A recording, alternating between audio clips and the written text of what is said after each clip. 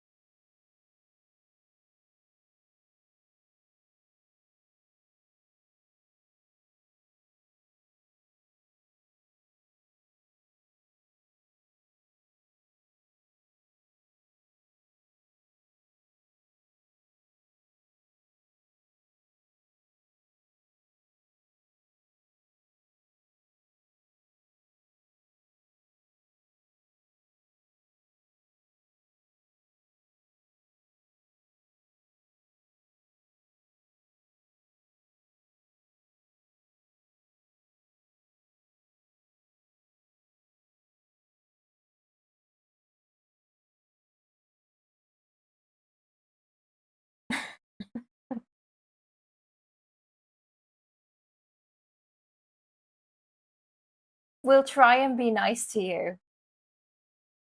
We'll try and be nice to you, but like, yeah, players have a mind of their own. I don't know, like I've had it where GMs will try their level best to get you to go and do a thing. The players will go nope and march off in the complete wrong direction. There are ways around it, but yeah, sometimes you just have to like let the players go off and gently steer them back on course a little bit later once they've finished their shenanigans. Um, yeah.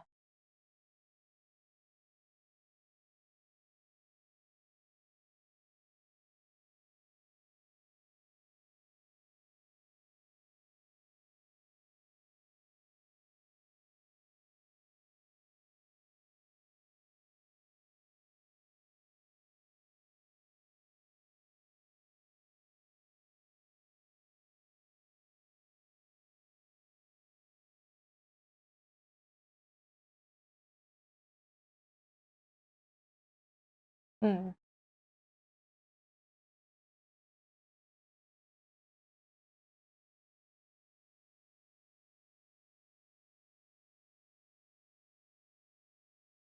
Oh yeah. Yeah. No, I'm excited to see what you've come up with.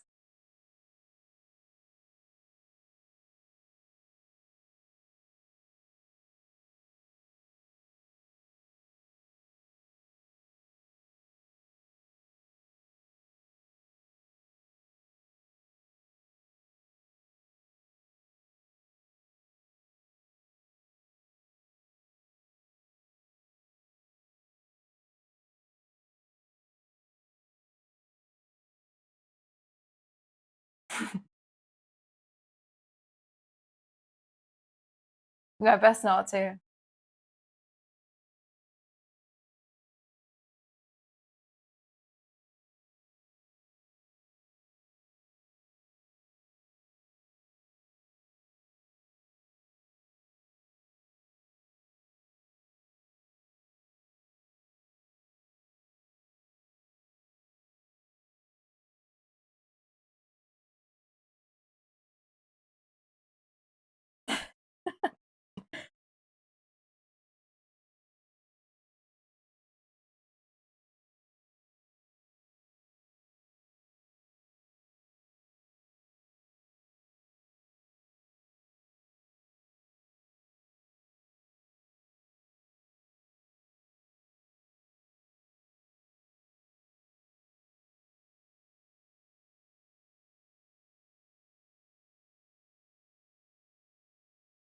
Oh, that'd be neat, yeah.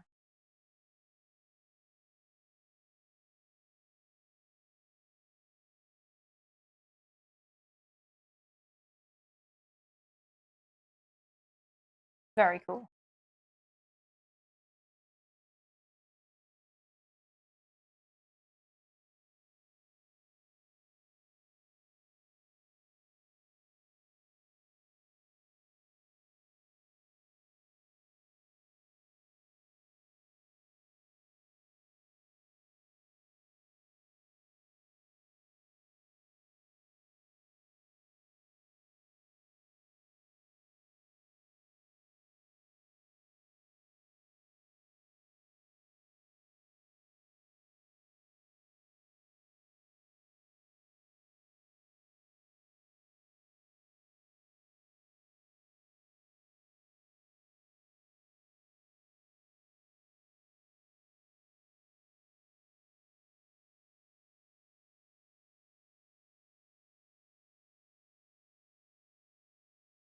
What was that?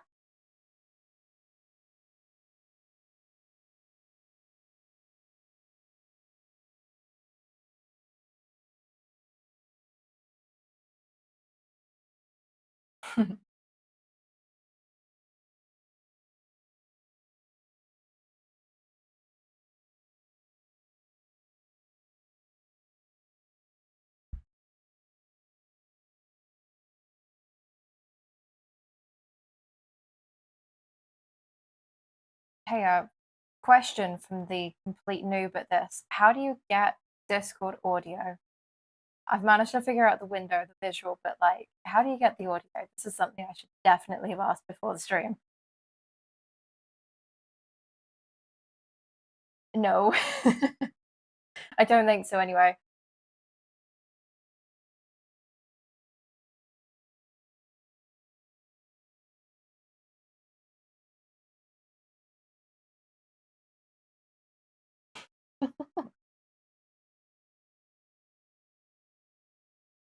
Oh yeah, no, I'm just going straight through OBS.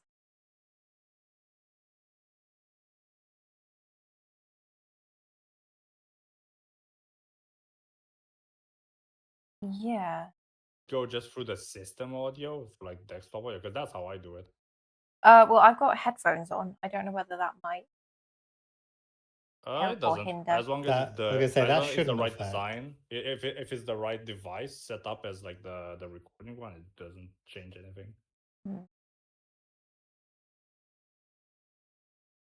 I'm struggling for like 10 minutes to put music on this thing. I should have thought about it beforehand. This is Yeah, such a fun you little can mess. Yeah. I'm just gonna put it on desktop, whatever. Fuck that. Let's try that. Extract. This should work. Okay, come on. I think I figured it out. I think I figured it out. Hell yeah! Yeah, if Nice. if you have like audio waves and stuff showing up, yes, that means. Yeah, I've got you on audio output capture. And me on my Gorks. Okay. This is how I learn. I go trial and error and figure shit out along the way and hope and pray that it works. Okay. I'm gonna put my, let me see. Don't blast my ears off, please. Oh, okay. I need to name my playlist first. Okay, so at least it doesn't play automatically. Jesus. But I'm using AIM. It's like a more unconventional player, but it does the job for me. So, okay, that's pretty good. I mean, put it on like lower volume. It should do. I wonder if I can put it on repeat. At least while we're like just talking. Yeah. Can I like just lock off some? Because I have a lot of playlists and I don't want like Deus Ex and like other stuff playing. Because like I joked about Nintendo coming to my room and just breaking my door open by talking about emulation. But at this point, I'm just worried that YouTube might just come to do it. Right, come on, OBS. Why are you not capturing Fallout New Vegas? There's no settings.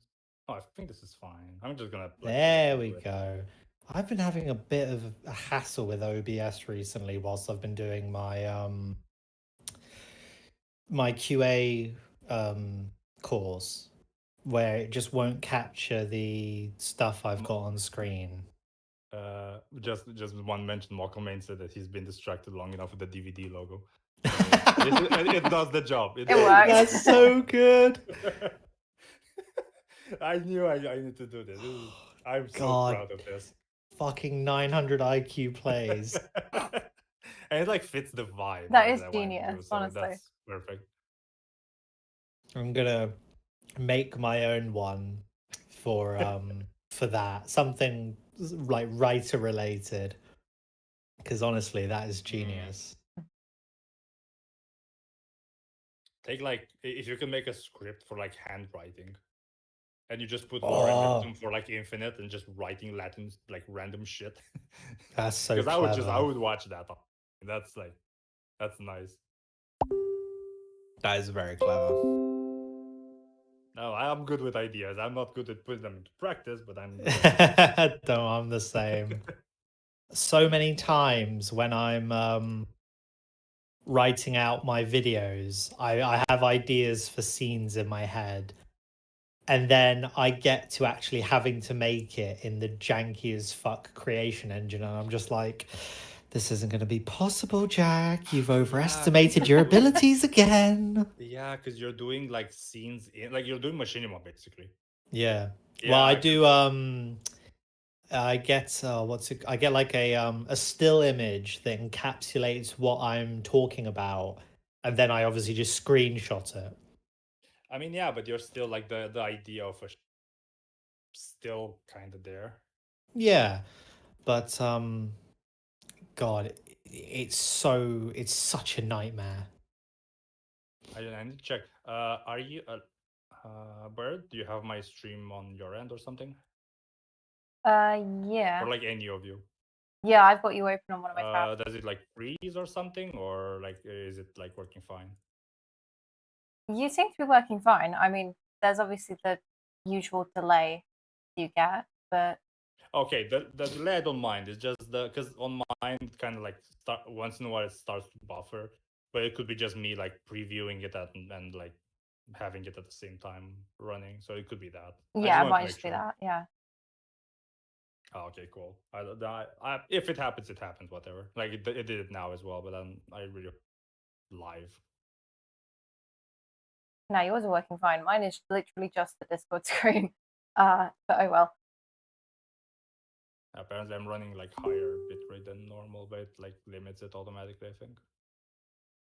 The thing is, I tried their like limit, and it looks like just garbage.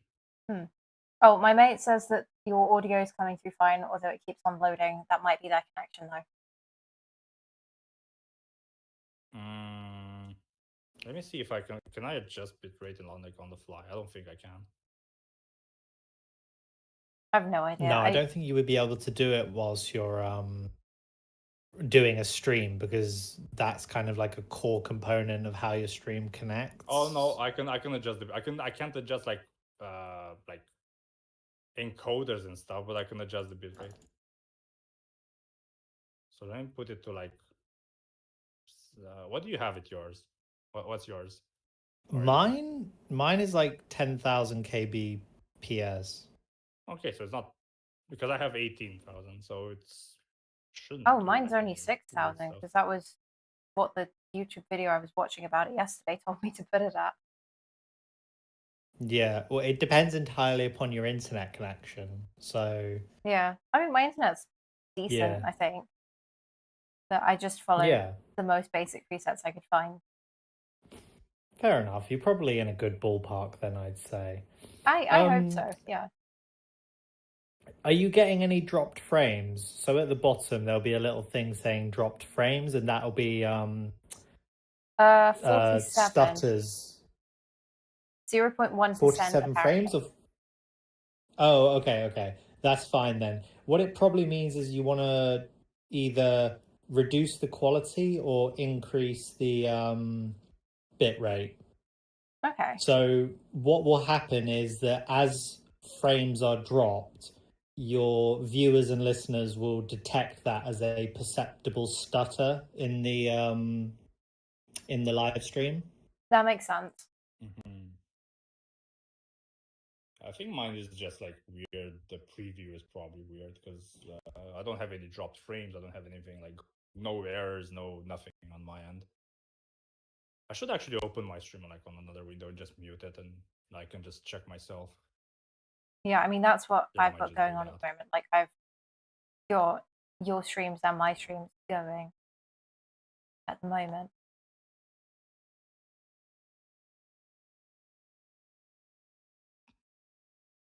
I should Yeah, it probably do skipped something once, but I that's more think it skipped exciting than because like I this switched to live. Discord screen. I've moved on to my gameplay. Yeah. Actually, Oh, multiple that's man, if you're still here, can you like confirm if it runs well or not? Because at this point, I don't even know.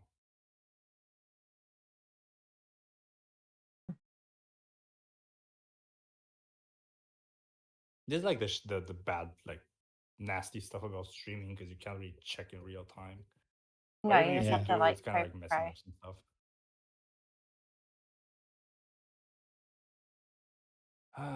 What are you doing? 'Cause I have like stuff randomly like snapping around, and I don't know what's it from. Because you're over the YouTube like recommendation limit, so and it doesn't really do anything for you. It doesn't really have any issues. Or maybe I don't know. Let me open yours as well. It's funny we're troubleshooting stuff, but it's fine. I don't mind it. Yeah. Oh yeah, I have Fallout on. Yeah, fancy. My biggest wish is that it could run whilst I am alt tabbed and checking on stuff. If it's on game recording, yeah, I'm pretty sure it will. No, I mean like Fallout itself would actually not pause whilst I'm alt tabbed. There's yeah, I don't know that, about that. yeah, there's nothing's going to fix that because this game's from like 2010. Yeah. I think it's fine. I think it's fine too, because if I alt tab, I'll only be for like 30-ish seconds. I'm just checking my stuff as well to like just hope it's not freezing everywhere.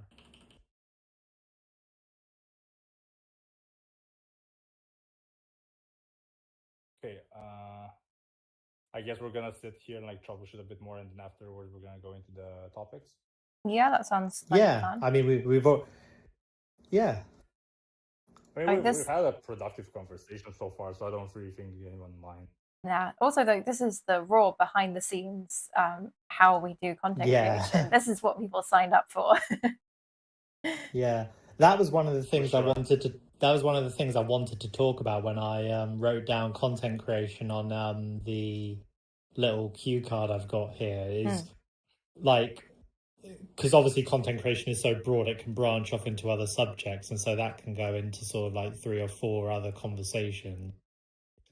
Oh yeah, exactly. Yeah, it's like such an intricate subject. Can't really just talk about one thing. No, like talk it's about everything, and then audio, visual, like behind the scenes, brainstorming. Yeah. Sharing the same brainstorm right there. Yeah, there's so much more to it than literally like just churning out content. But I think, I don't know, a lot of people see it like you just magically create something and put it out into the world. That is all there is to it. And like, I don't know, this being my second venture into like audio visual content creation, there's so much. Like with the Flower Power podcast, I mean, we decided in like December 2023, yeah, let's do a podcast. And we thought it might just be as easy as like setting up a video call between us and just cooking and going for it. But then we had to start thinking about, well, that sounds terrible. And what about lighting? What are we talking about while we're cooking stuff? How long is that going to take to do things? How are we going to manage if stuff overruns or if one of us goes wrong? Planning things for recipes.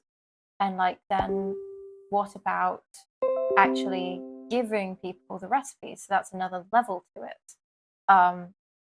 So there was so much more to it. And then like scheduling things and making sure that while we both have a full-time job, we can actually do the full-time job and content creation at the same time.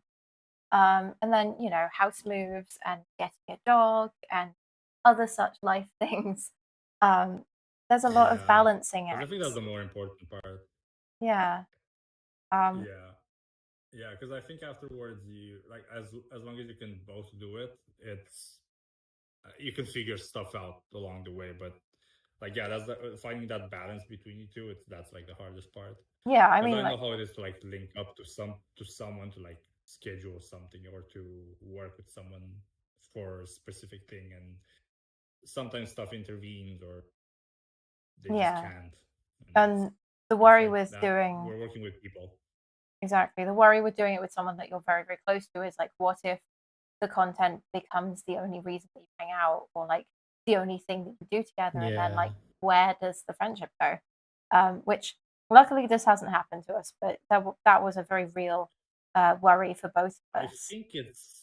I think that doesn't happen if you're like really close friends with someone, because Yeah.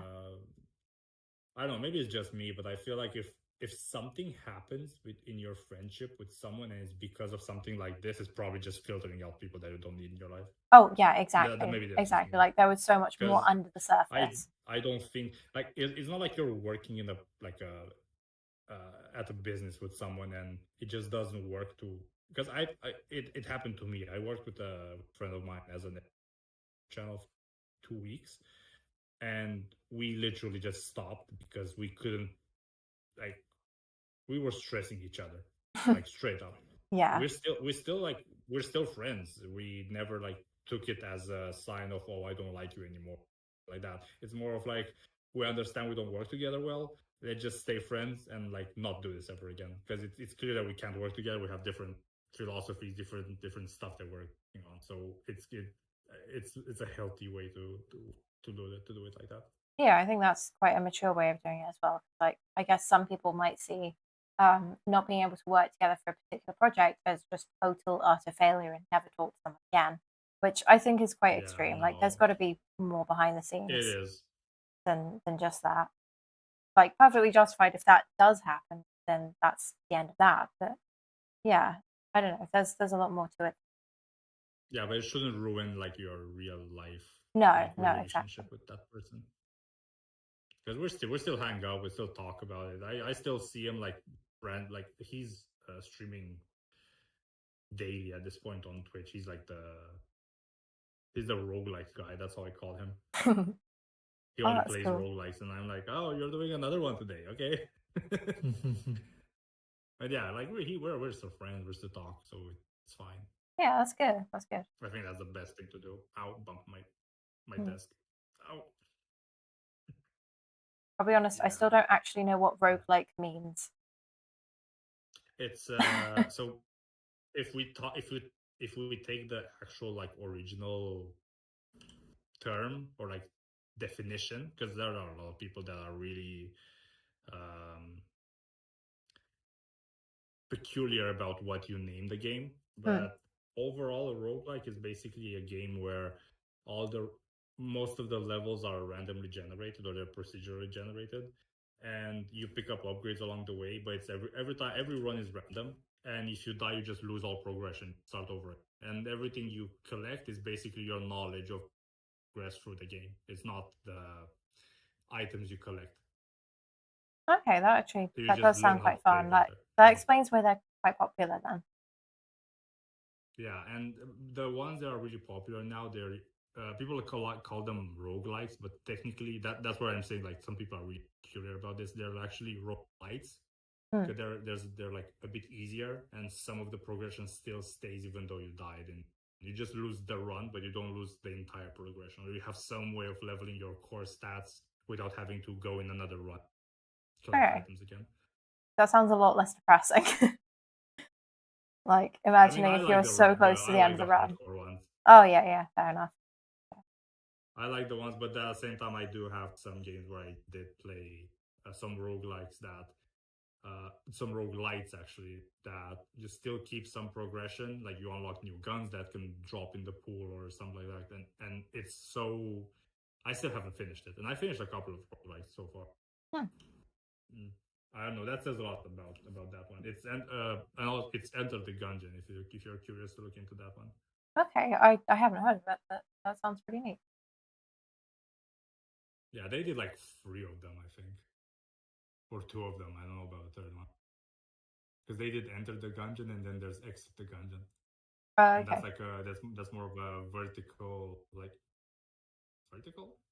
horizontal. Yeah, my bad. It's a horizontal like endless shooter or something. You need to survive the elevator to get them. It's a different gameplay from the first one. But it's a cool idea. I like the naming convention. Yeah. I guess you could have as a mid-roll like stuck in the gungeon. Oh, that would be cool. Oh, fuck. And that's an extraction shooter or something. Yeah, why not?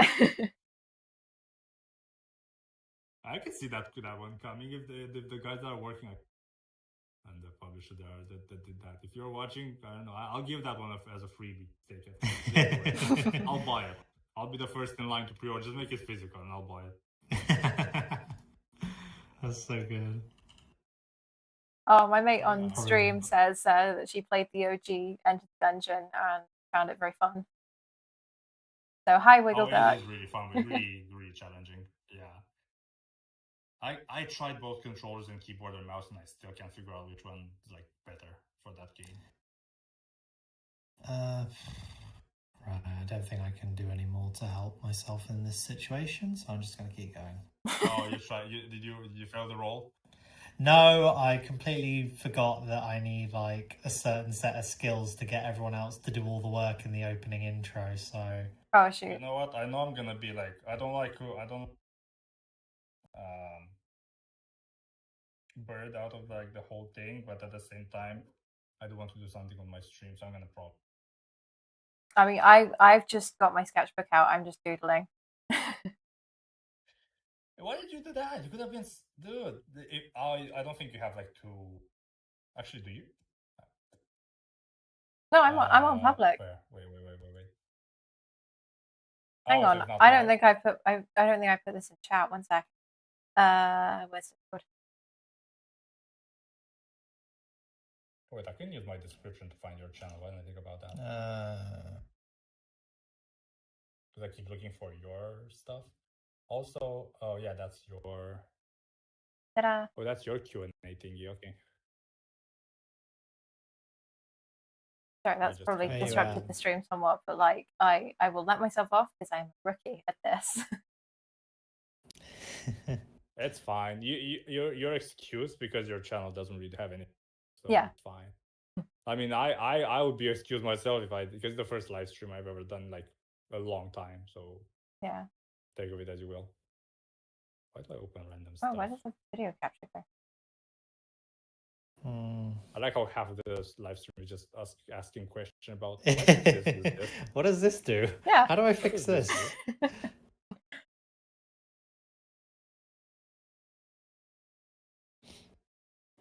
I want to Oh, I see yours, that's why.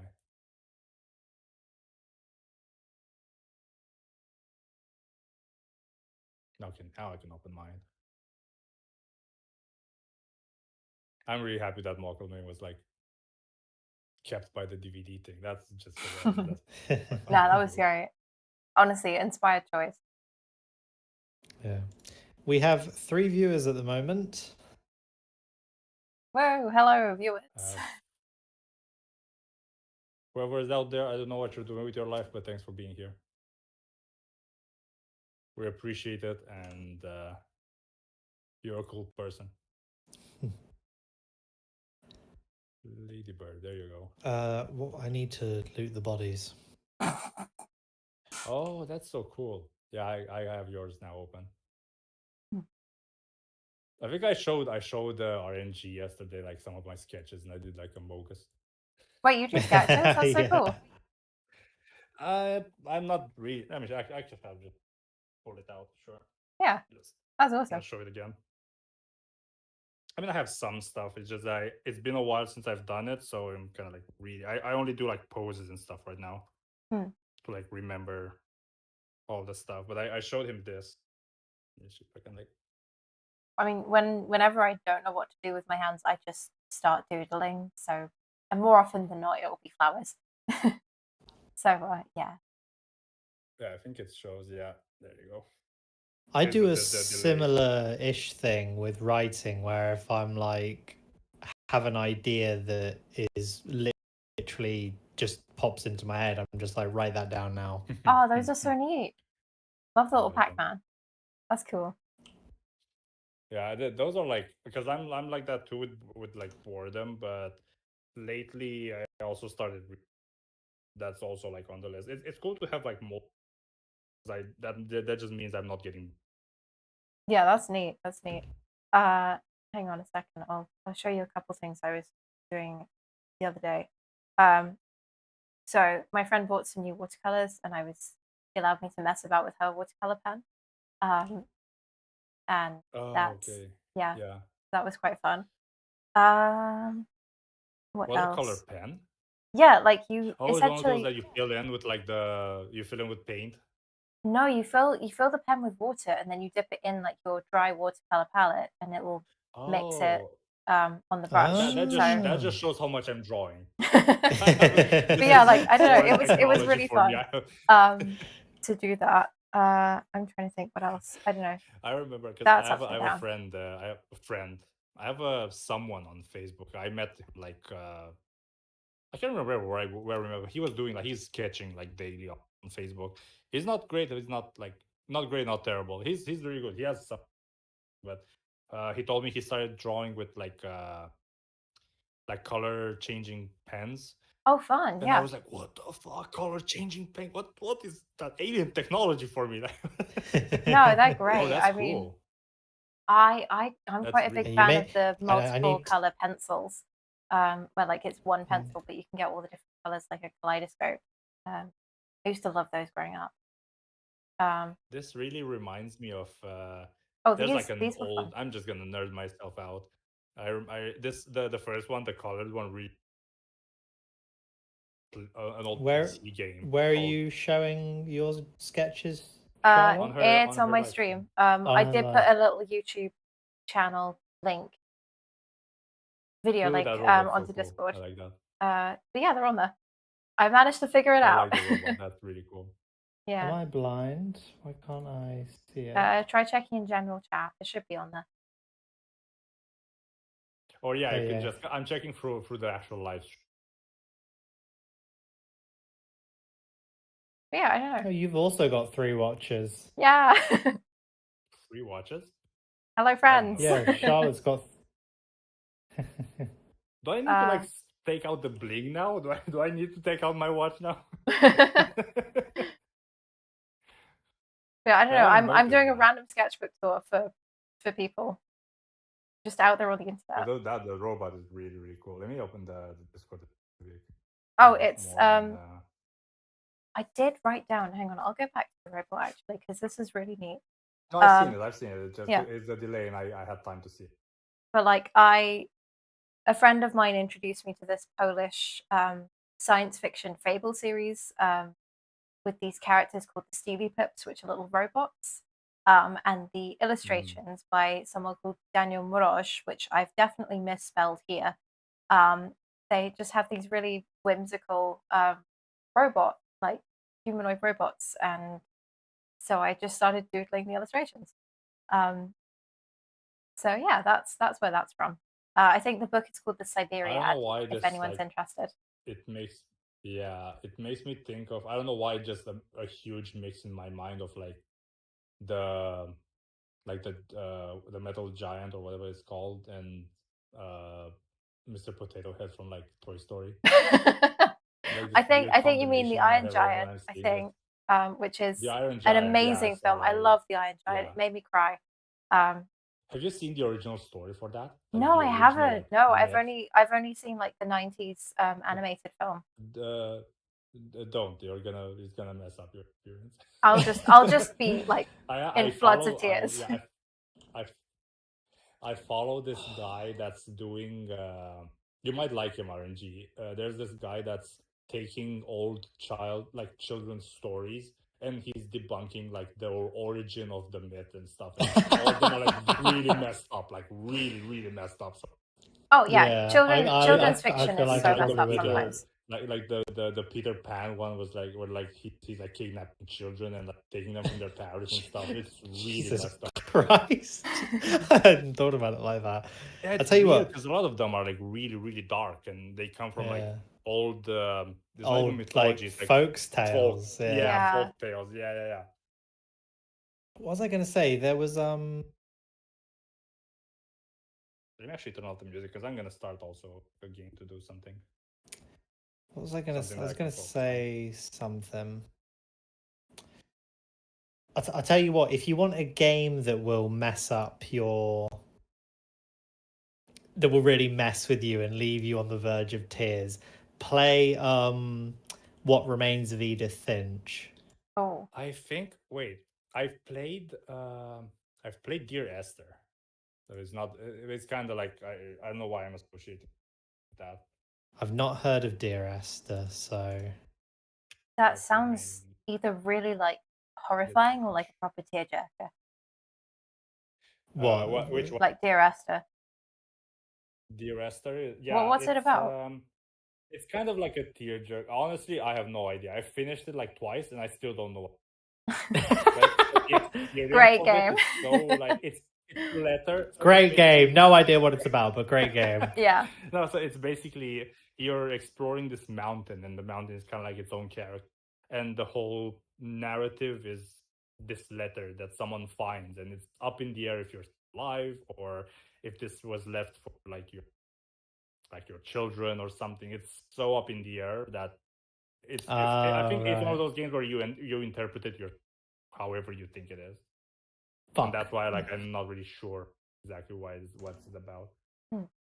But it's like this guy goes into a cave and he starts to find like all really weird, not really weird like in creepy, but weird like geological things like crystals and stuff like that are like odd, and he keeps wanting to like the whole point is to just climb as high as you can, and at the end, I don't want to spoil it. Actually, just play it. We get the really point, good. yeah. It sounds pretty No, bizarre. I don't want to end because it's one of those games that if I tell you it ends, you won't understand anything, but it's gonna ruin your experience. Oh, Just Yeah, it's one of those games where like the spoilers do matter. It's Doom, but if I tell you without any other context, you might not understand it. Right. But if I tell you, you're gonna expect it at the end, so it's not gonna have the same impact. No, it needs to have that gravitas of the unexpected. Yeah. Yeah, that's fair. There. So I'm gonna fresh boot this, so it's just like we're gonna have the retro startup with the PlayStation 2 things. So let me go and game recording because now I have a cam, but I'm pointing in the right. Am I pointing it right? No, it's not pointing. I was mirrored this entire time. My posters are saying like random shit now. Oh yeah, I've flip only it. just noticed that. I know I can flip it. I just can't. Oh wait, I can do it from the app. I think. Can I? I should. I guess I can't. Okay, never mind. I'm gonna do it from OBS because I should be able to.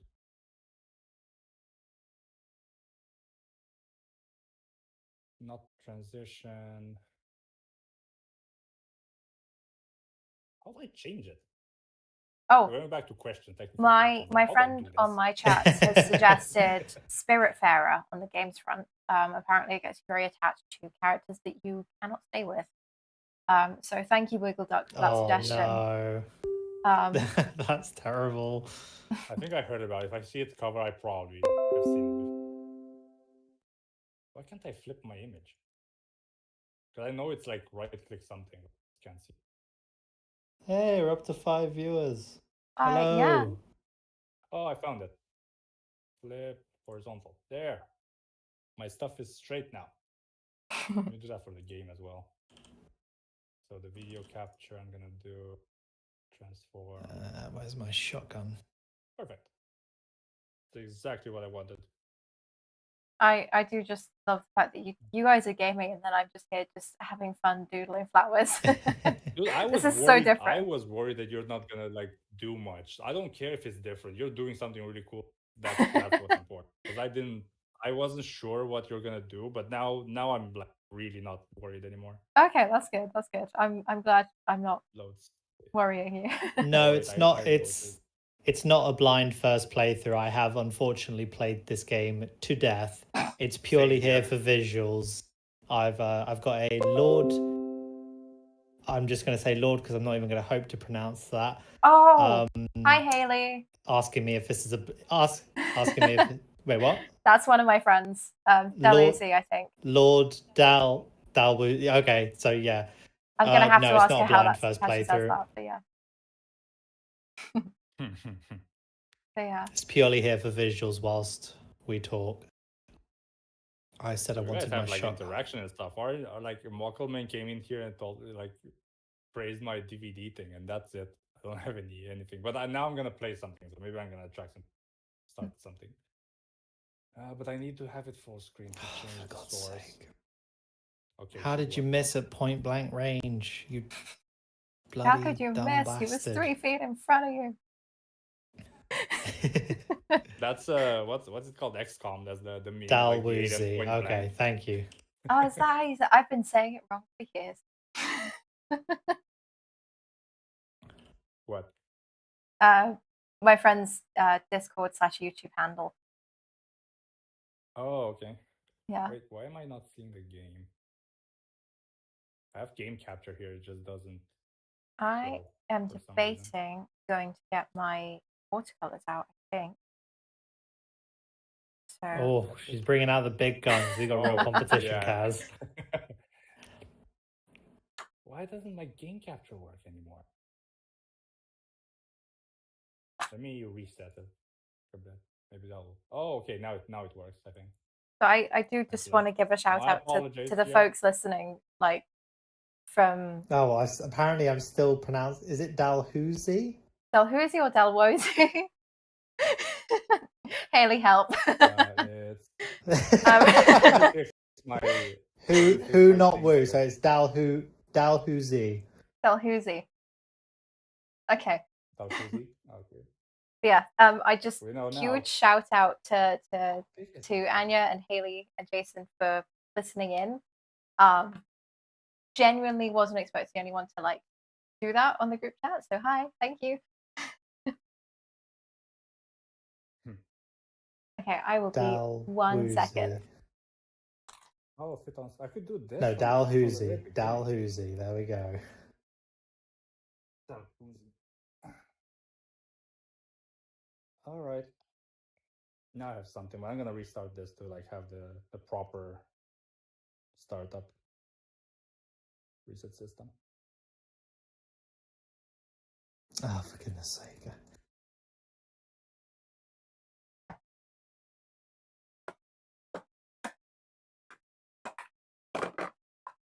Oh, Right. Justin, how's it going? Welcome to the stream. Shout out to my boy Kaz. Your chatting is very cozy. One of my friends joined in, so Nice. he's enjoying everything here. You're gonna enjoy the game now. I hope you enjoy it. I know you will, but I'm still hoping.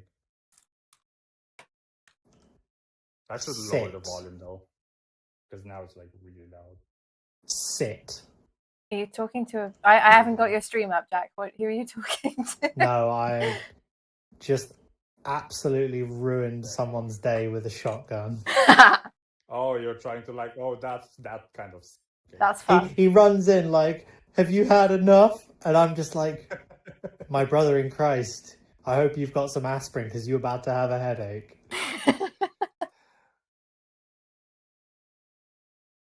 Happy to have you here, Justin. Playing Mortal Kombat in the background. Second monitor. We're second monitor material, but that's better than nothing. I'll take it. Yeah. I like that. We are second monitor material, but it's better than nothing. You need to be optimistic. Yeah, exactly.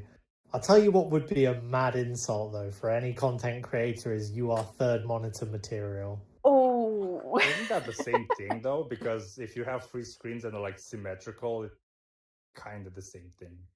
I mean, like, I just imagine someone has like a screen for their game, a screen for Discord, and then third monitor, like with us on it.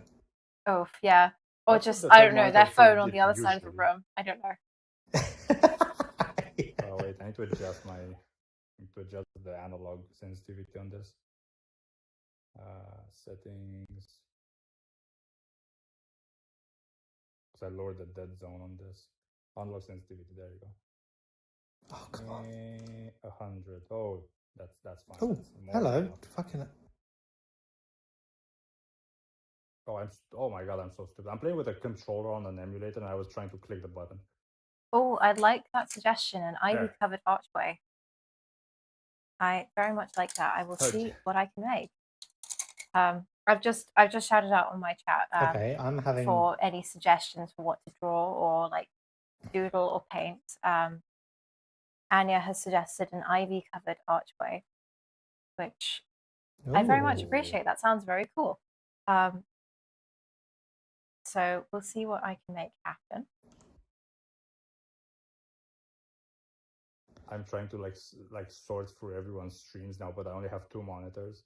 I might reach the point where I'm gonna have the third monitor. Someone's gonna be the third monitor material. See, I'm happy. Justin. I'm happy for you to like. I matched the game as perfectly. a testament to my level of noob, you're on my laptop. I don't have any extra monitors here. I'm just playing like silly buggers, trying to juggle between everything. That's fine. The idea of playing around with HDMI this is the type of as thing well that as you get this. into it, like, it's the type of thing that you get into it later, like. Yeah. Like this is not, the first stream. This is an experiment. Yeah, I remember when I first like started with my gaming PC. I was like, oh, I won't need 2 monitors. I was the same. And just like after that sentiment, I think that sentiment lasted for about a month, and I got so sick of alt tabbing and having games crash. I was just like, right, fuck it. Laptop that doesn't have a working battery, get over here. You are now conscripted. Oh wait, I remember this. Yeah, because I was the same, God. and I had like a spare monitor because I changed my monitor to a new. I was like, I have 2 monitors now. What? Like, sure, let me try it, and then I never went back. I can't sit with one monitor anymore. See, I have multiple monitors for work, and like in theory, I possibly could, adopt the monitors outside of that. But that means playing around with HDMI, and I already have like 3 UXBs and an aux cable coming out of my laptop, and any more cables, and I'm not going to have any space for anything else. So, copper spaghetti. Oh God, yeah. Yeah, I mean, you can make it work, but it's an investment. Yeah. And like buy switches and stuff. Sadly, I do not have infinite desk.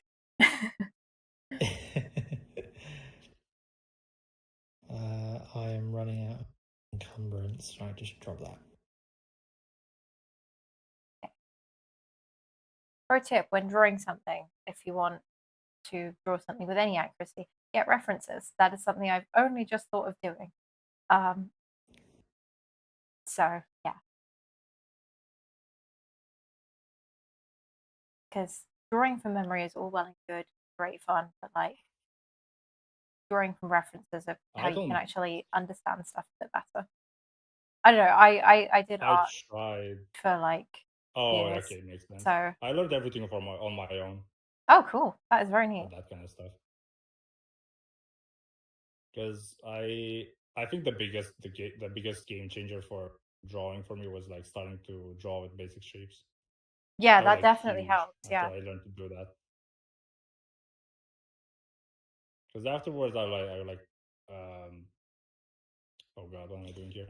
What's auto run? Yeah, I assume you'll run automatically. No, that does I make meant, sense. Like, which key is it? I didn't mean like what is it? Like I'm only just learning of this concept. Yeah, that sounds like a question I'd ask. What is movement? What is the A button? Well, that's strafe left, so yeah. That's fun. What does WASD stand for? Oh, okay, yeah. What's a D-pad? Oh yeah, we're just reaching out at this point. Come on, there you go. Oh, birds! Forgot about you guys. So wait, Kaz, I do have your stream on like a different tab, but I'm not actually watching actively because I can't see millions of things at once. What are you playing? Is that Assassin's Creed or something else? Hi there. Really. Hi there, everyone. Oh, what? Hello. Oh no! Whenever I get an influx, whenever I get an influx, I always try to address and say hello. Oh, okay. My stuff is like all over the place. I can't split. You know what? OBS can like taskbar itself. I trust it at this point. Let me just open the YouTube thingy. Yeah. I have 2 concurrent viewers. I probably One of them is mine. One of them is Justin. Hang Shout on, out to hang him, on. by the way. Malcolm abandoned me, I think, because I stopped having the DVD thing. Oh no, that was the only thing keeping the viewer. You know what? I could attention. just have it over the game. Have it on while you game. Yeah, you know what? I'm just gonna do that. Fuck it. Okay. That's- Let me actually manage my tabs. God damn it. Oh. All right, run the script. God. Going back to There you like go. what is a D-pad? Wiggle Duck says a D-pad is like a knee-pad, but for blank. Fill in the gaps. That's really good, Anya. Well done. Okay, yeah. I mean, you said it, not me. Oh, I didn't say it. I'm just the messenger here. you implied it. Okay, I get it. Yeah, it's not the same thing, of course. Let me see if I don't break my neck now. Oh, whoa. All right. I'm fine.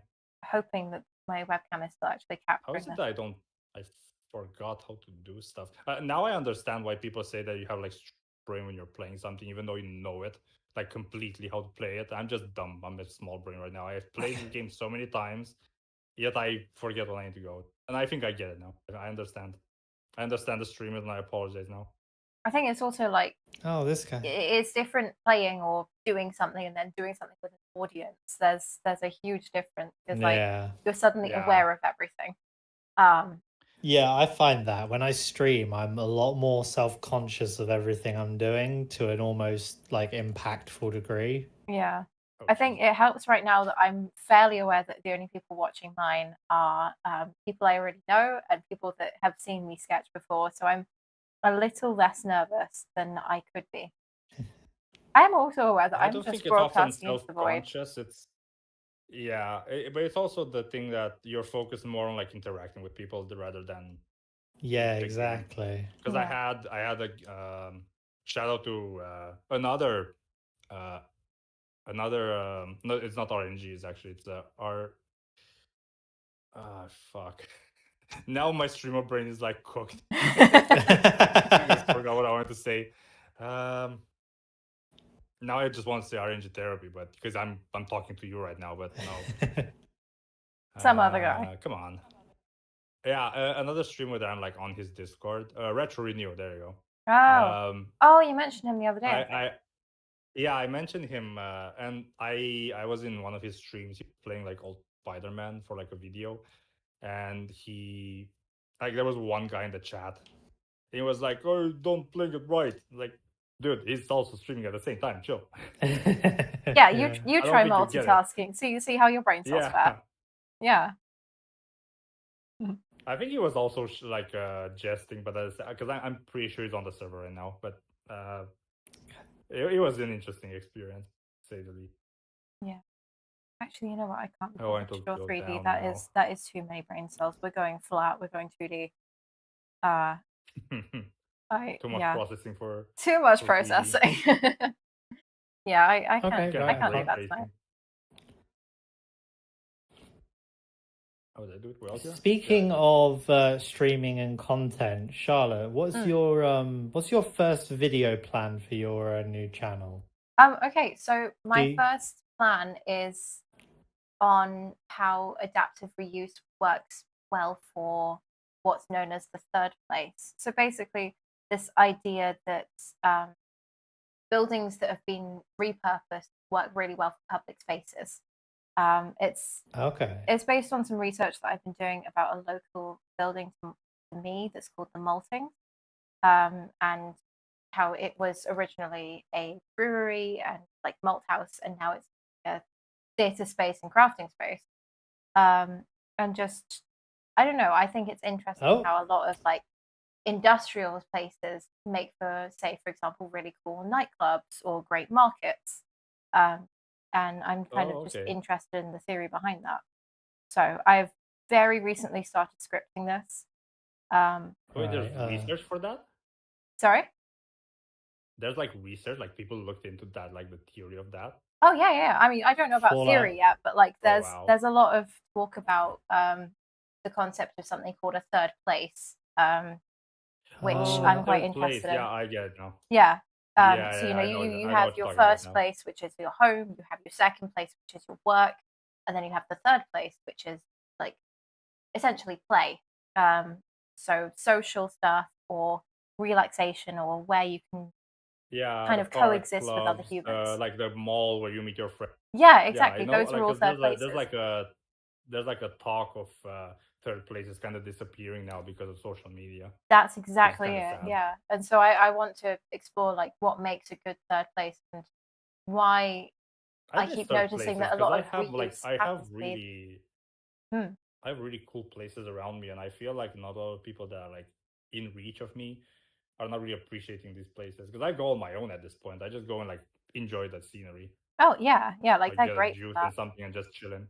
Yeah. I do notice that a lot of the people that say, "Oh, the third places are dying," they do happen to be American creators. So I think Yeah. maybe that's not necessarily something that happens like universally. Um, I think it's more the fact that a lot of people got very. And I don't want to say it as an insult or anything, but I think a lot of people became very antisocial because of social media, oh or they yeah. don't like crowded places, or they're trying to like avoid the bad thing. Usually, like because I had a friend. Well, yeah, let's just call it that. Mm. That he really there's like we have two malls around us. We have a small one and we have a really big one near like a palace and stuff. And I enjoy the second one, the big one. It's crowded. It's like loud. Sometimes they do concerts and stuff, but I enjoyed the place. Like it has fresh air and grass and stuff. So and this friend of mine never liked going there. So for a very long time while I was hanging, never been there. And now I'm just recovering that time and by just going myself. And I think, and he always says it's because he doesn't like people, like where they're like really crowded places. Yeah, I mean, I get that. Like, there's certain level to people being around you where it does become uncomfortable after a while. Um, Yeah. but equally, you Yes, have but to I be think it's comfortable with a certain level of people. Otherwise, you're not going to be able to like coexist in any kind of space, really. And I know that became very difficult for people like after the pandemic, for example, because like yeah. that really tanked the idea of like communal spaces. Um, but yeah, I don't know. I think Yeah.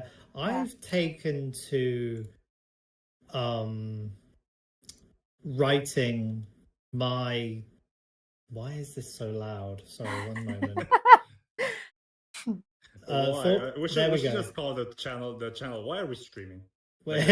Oh yeah, but The yeah, it's all good. Fallout New Vegas crashed, so I've switched games to Red Dead Redemption, which I can actually alt tab from without everything grinding to a halt.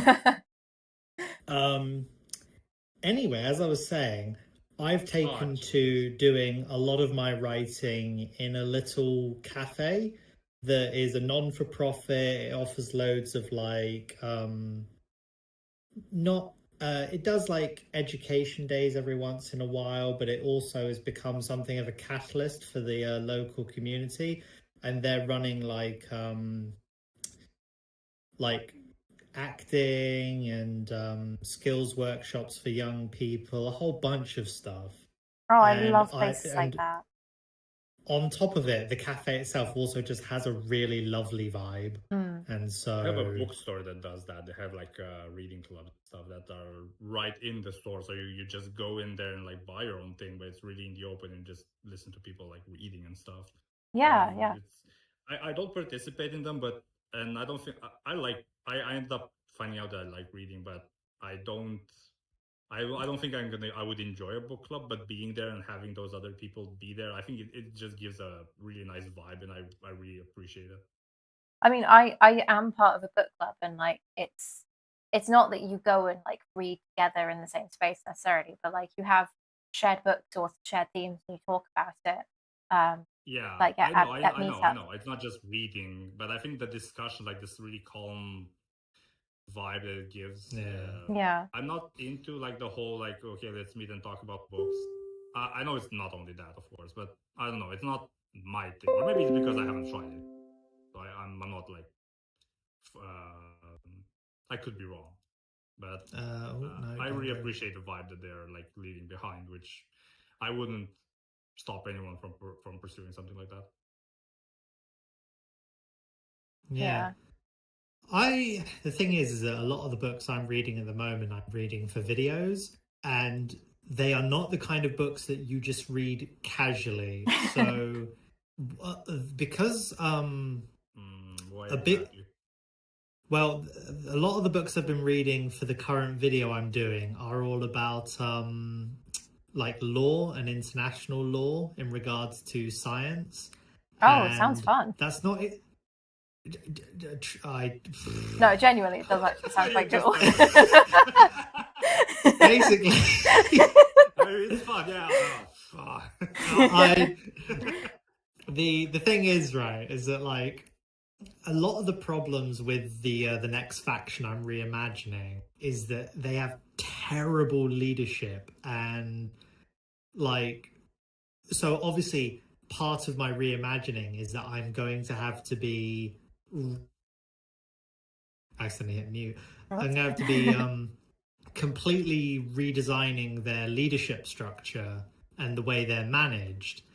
And so I'm like, right, well, I need to find out how scientists are governed on a legal level. And What so, you're talking about now, yeah. You need to learn like actual things that you would get teach in like university just for the video. yeah. And so I've been reading like international law, and I spent the first two books, I spent the first chapter of the first two books reading a page and going, what the fuck does any of this mean? And then Legalese. and then like looking up the definitions of several words. Yeah. Yeah, It'd be like that basically. sometimes. Yeah. But I was gonna like, I enjoy them, but I know that if I put that book in front of somebody else, they're gonna look at me like I've lost the plot. Yeah, I can see that one, yeah. I can definitely see that happening. Oh, stop it. There you go. These are so annoying. Okay, there. I do also love, going back to like the fact that we're all streaming different things. I love that you guys are both sort of, I don't know, Red Dead Redemption and Chaos. I've forgotten what you're playing. Sorry. Oh, that's I think, Persia. yeah. Oh, jeez. You know, you're both like throwing yourselves off things and like very fighting for your violent people, I lives, understand and that. I'm just here just doodling. Like it's a completely Yeah, I know. different vibe. I don't am just care. As long as you happy enjoy it, to. that's all that matters. I'm happy to be here, honestly. Oh, jeez. Oh wait, this wasn't a crime? Oh fuck, okay, this is, oh, for God's sake. I thought I was doing a good deed. Now I need to get out of here. That's all the people that are doing piracies. I tried to do a good deed and I end up killing 3 innocent people. Oh shoot. To be fair, there was like side note but related to like content creation. I found a news like article right before I started streaming that said something about a guy that was reviewing handheld game consoles.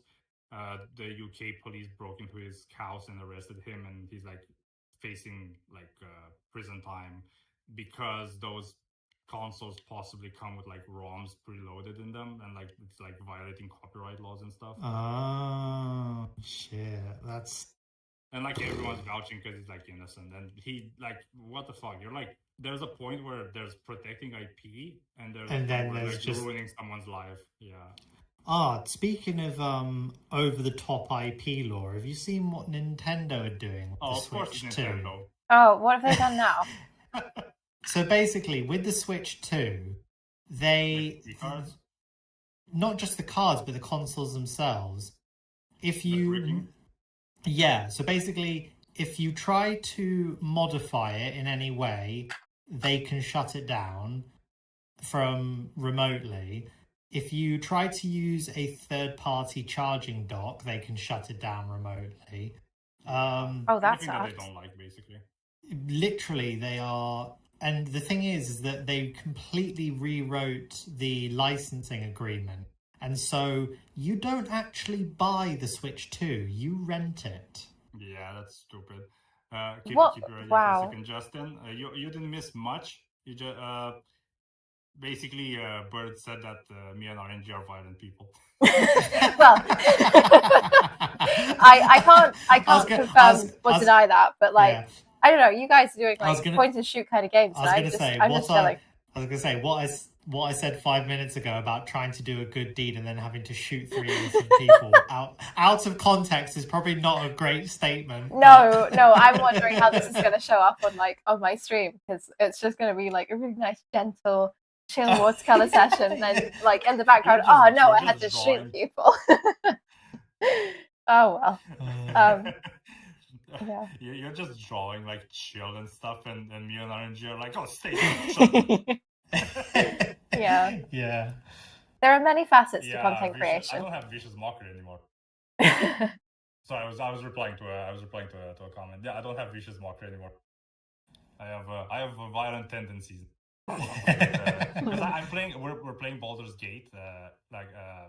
Justin's part of our party on this playthrough, and I chose the Dark Urge this time, and it's really interesting. I after I've done my current playthrough, I'm gonna do a proper dedicated Dark Urge.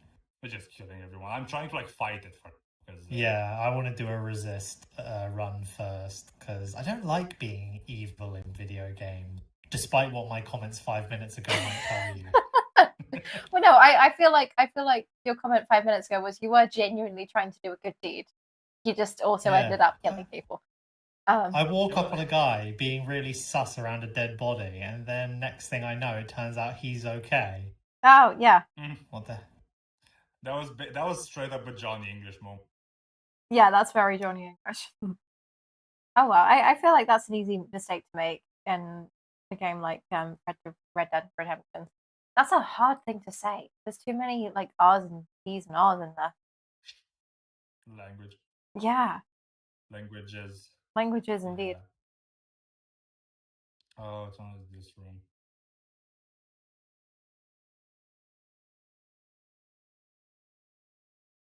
Oh, Justin commented. He says he wants to try to do a bad Arthur run in the Red Dead 2, and he still couldn't. Yeah.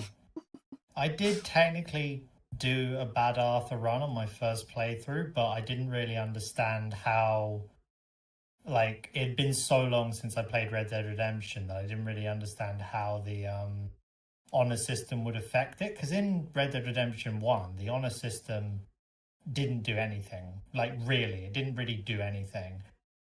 You would get... It's like a wanted level, and that's it in the first one. If you had really bad honor in Red Dead Redemption 1, you just had NPCs make the additional snide comment whenever you walked by them. And obviously, it's hardly life or death. No, I mean, you could be really sensitive, to be fair. Like, that could be really, like, hurtful comments. I don't know. I don't know how the game works. Oh, also, Anya's throwing shade about your history with goblins in D&D. Like, there was that one shot that we did, Michael. and I believe you were just. I love. Sorry, you go. I believe you were hell bent on causing harm to goblins in that one shot, which Anya has just reminded me of. Oh. Yeah. Well, there's no goblins in my one shot, so I'm gonna have to pick a different target for your aggression. Fair enough. Yeah, Mockleman just likes being evil. Okay. Yeah, Mockleman just commented he likes being evil. Yeah, we love to see it. Justin said that in RDR2 it just changes the dialogue towards the ending. Yeah. Still, instead of a buck, you see a wolf in like his vision. Yeah, you see, but it depends on, like, it also changes the actual ending of Arthur's life. No, I can't really speak of it because I haven't played Red Dead 2. Play the first one. Basically, depending on your honor and your choices, there are 4 endings. Basically, I guess I expected that to an extent. I was hoping to get some really lovely visuals whilst I ride through the countryside. What do I get? Fog. I mean, is it at the very least like atmospheric fog? I mean, it's partially atmospheric, but also no, it looks cool though. It looks cool. It's fine. Mhm. You look like you're playing Minecraft at like 4 blocks. Oh Jesus! I fucking forgot what I need to do here. Oh wait, no, I think I. Yeah, I know what I'm doing now. OG Red Dead Online was great, and Undead Nightmare for Red Dead 2. Yes, 100% agreed. 100% I agreed. agree with Red Dead Online because I actually got the play and it was really fun. With the Undead Nightmare, I tried it, but the console versions are really bugged, and if you are unlucky to get that bug, it just fucks. You need to like reinstall the entire system, fix it, and I didn't want to deal with that, so I just stopped. Yeah, Red Dead Redemption 1's online mode was really good. I loved it, and it was basically GTA 4 but with cowboy. Like GTA yeah, I mean I didn't play GTA 4 online, so I can't attest. But yeah, and Undead Nightmare was so good for a spin-off game. It was really good. And that's I was gonna say, Kaz, you'll probably understand this, is that a lot of high effort but low budget spin-off games. So like Far Cry Dragon was like used entirely Far Cry 3 assets apart from reskin. Like, although it was very goofy, that was the point, and it was because they cared about it. It had its own vibe. Yeah, I definitely know what you're talking about. Yeah, those games that's because they care more about making the actual game instead of just making money and like I feel like there's taking all of your money. Yeah, there's a lot to be said for like, you could have an absolute shoestring budget, but like as long as you put care and attention and effort into details, then it can be something absolutely amazing. But you can have all the budget in the world, but if you don't give a shit, then it's just going to be terrible at the end of the day because there's not going to be any soul to it. Concord. Oh, yeah. Also, Kaz knew instantly what I meant. Also, Anya says, I didn't realize Red Dead Redemption 2 had a segment in Wales because of all the mist and the rain. honestly, yes. Yeah. It's just Wales fog. And sheep. I heard. Yeah. Fog, That's a very popular stereotype. Yeah, rain. Yeah. Fog, I mean, you go to Cardiff, covered in trash. Oh, I mean, I went to Wales earlier this year, and like it was blazing sunshine the whole drive. It was gorgeous. We crossed over the bridge, and it started raining as soon as we got to Wales. Oh, that's so good. Like it was just pissing it down. It did stop for a bit, and then we went to get ice cream, and it started pissing it down again. Oh god, the irony. Yeah, and then it was sunny when we got back to England. Really lost. Oh, hello, Mocklemaine's joined my stream. Hi. Oh, hey, the guy just like You're just bouncing between all of us. I feel very honored. Yeah. Hello. I'm glad he's here and like offering like moral support. Yeah, happy to see you. Yes, it was.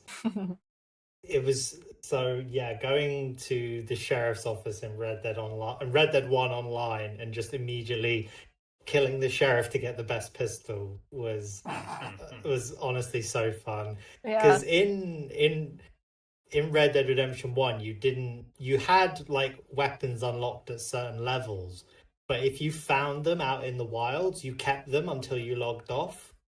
Oh yeah. And so basically, I think there was this sheriff in like the big main city who carried around one of the best pistols in the game. So the whole server would just be lining up to walk into his office, gun him down, and then take it. Okay, that's funny. Reminds me of like the high fish areas in like Guild Wars 2. Like everyone was fishing. Like it was so hard to find one corner of like a puddle to just fish for like the good stuff. It was incredible. Mhm. I kind of miss MMOs that did that. Oh. Because nowadays they're just like all. There's a chimney. I don't know what they're trying to do now, but it's not really that enjoyable. Oh, I got That's a a cigarette shame. card. I think it's also because the like Discord and all that took away the social aspect of MMOs. Yeah, like kind of Discord. Okay. I guess Discord Because like people would outsourced just it. meet in MMOs. Yeah, this because now like back in the day you would log into like Guild Wars or whatever MMO you were playing to hang out with your friends. Whereas Yeah. nowadays you can just do that on Discord or on Yeah, it's like anything else, centralized and it, I guess. yeah. Yeah. Hardest part was escaping the town. Yes, it was.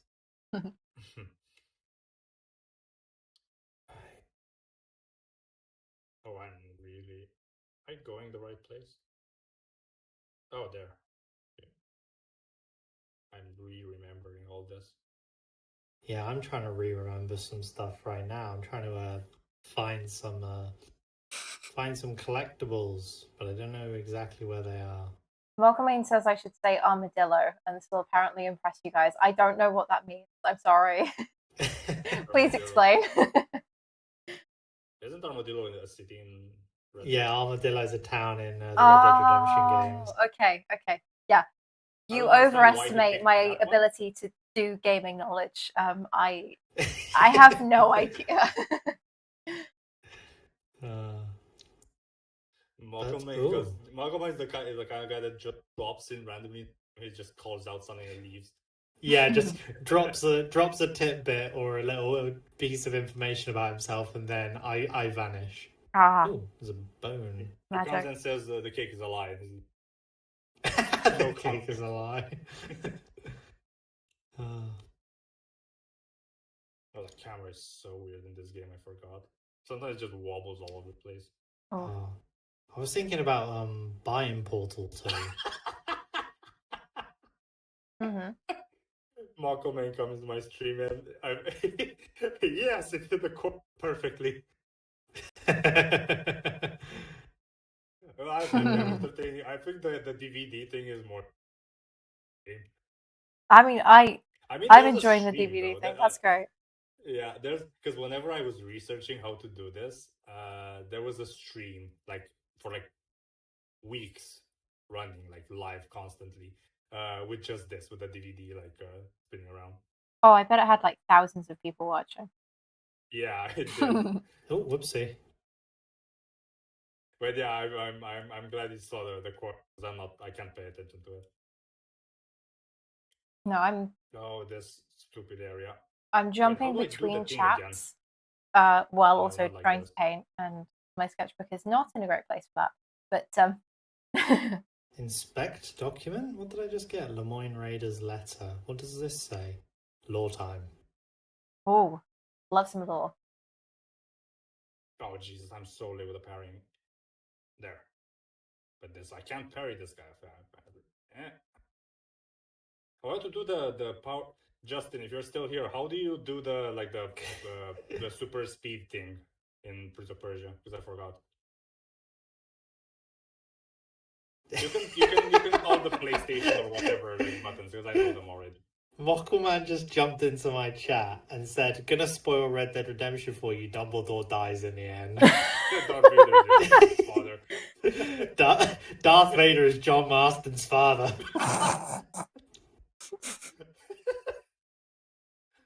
Oh, so cursed. That is very cursed. Stupid thing. Wait, what? It's right. It's it's like this. Okay, never mind. Figure something out? Yeah, I was trying to figure out how to do the power to speed up really quickly, but I couldn't remember the button combination. Oh. So you mash buttons until you figure it out? Or no, I remember. Okay, what are the sand power buttons? And then I just pressed all of them. Oh, fair. Because you have rewind, you have freeze time with the dagger, and you also have something. There's an age pirate rum. Just press all three because that's how you do it. But I could remember which one of those free buttons were the free buttons, if that makes any sense. Oh yeah, fair. Wait, Jack, did you say there's rum?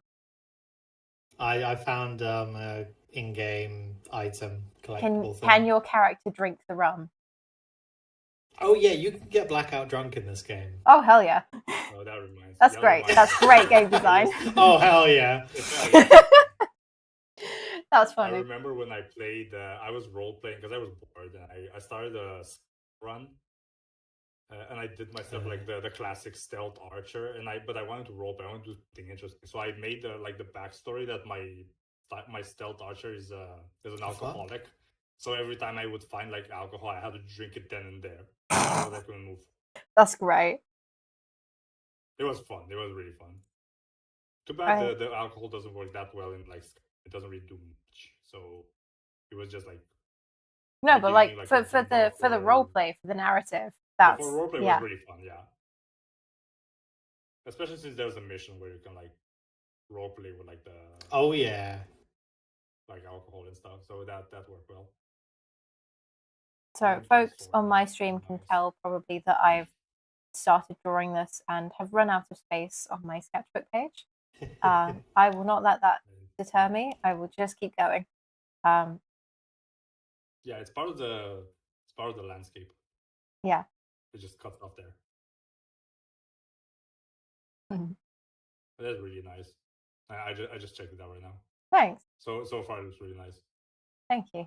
This was Anya's suggestion. I should do more like landscape stuff because whenever I would draw, I would always like try and train my like basic shapes and like do poses and stuff. And but I used to draw a lot of landscapes, and I was enjoying it more. But I enjoyed it more because I knew how. But it's been a while, so should really play around with that again. Yeah, I mean it's good fun to just like mess around and doodle. Like this particular sketchbook, there's no there are no rules for this book, so I can draw whatever I want. I can use whatever material I want. It's not like it's not being graded or anything like that, and it's very liberating doing it that way because I think on sketchbooks like that, I know you can get like notepads that have like grading and stuff, but I know that if it's a sketchbook, it's usually like simple paper. Yeah, like this graded with anything. Yeah, my one rule when buying sketchbooks is I quite like going for the mixed media stuff. So if for example, if it can withstand watercolor, but it's also like smooth enough that I can just do like when you're doing pencil sketches multiple and stuff stuff, like that. then Yeah, because I mean I've got like pastels and such in here, and I'll probably mess around with charcoals. Yeah, because you're also using paints. Because mine, I just went with like black paper because I really wanted to try that. See, I've never tried black paper. I'm intrigued. I've not given that a go personally. Like it's an interesting perspective to use because you need to draw in reverse. Oh, neat. So your outlines become like part of your outlines basically become the inside. I don't know how to explain it otherwise. So you're drawing in negative, essentially. Kind of, yeah. Yeah, that's neat. Or like you're starting with a lighter color. Yeah. The outline is basically already there. I feel like that can be a really like fun creative challenge, I think. I don't even think it's a challenge. I think it's just because I had fun. I never drawn them. Like I got 2 of them just because one of them I ended up repurposing as a. Actually, I can show it. I repurposed it because at home, since I was a kid, I have a. I don't want to say it's a blackboard, but it's more like a pin board. Oh yeah. If that makes sense. And I have put there like train tickets from like trips, movie tickets, like a lot of memorabilia from stuff. Yeah. So that's super fun. I don't have that one here at my current place. So I repurposed. I actually started it because there's an anime festival that's happening yearly, and I started with that one because I received a lot of like stickers and like stuff in general, and I was like, you know what, I kind of want to do that again. I just repurposed one of my handbooks. So like I did, let me just show it because it doesn't have a cover or anything. But I just had one of those like stickers from one of the artists there as a cover. Oh, that's really neat. Yeah. And like, if you shout out to her, that's her like handle right there. So if you want to like check her out, she has like really cool stuff. Oh, awesome. She also does. I left some stuff. I'm gonna have to like angle the things to share the rest of them. There's like a lot of like stuff that I got from there, like the hobby store. I actually talk to those people a lot now. Those are the people, the Nier Automata statue that I need to paint. Yeah, there's like more movie tickets and stuff, stickers, like headphones, like that kind of stuff. And like feeling it, and it's really cool because it feels like a visual journal of like stuff that I went to. That's really neat. It's really enjoyable. I know I'm very fond of the concept of what's known as a junk journal, where you basically like grab. Yeah, like it sounds. Oh yeah, that's showing up on stream now. That's very cool. Very, very cool. It sounds obviously like junk doesn't have the nicest of connotations, but the idea that you pick up like cinema ticket stubs or like cool packaging or leaves or something, you just sort of stick it in like a scrapbook. And I've always thought that was kind of a fun idea. Help you, kid. Yes. Just to make sure I blue in one of that. Justin, you just saw. Oh yeah, that's a capybara, Moko, man. He just saw.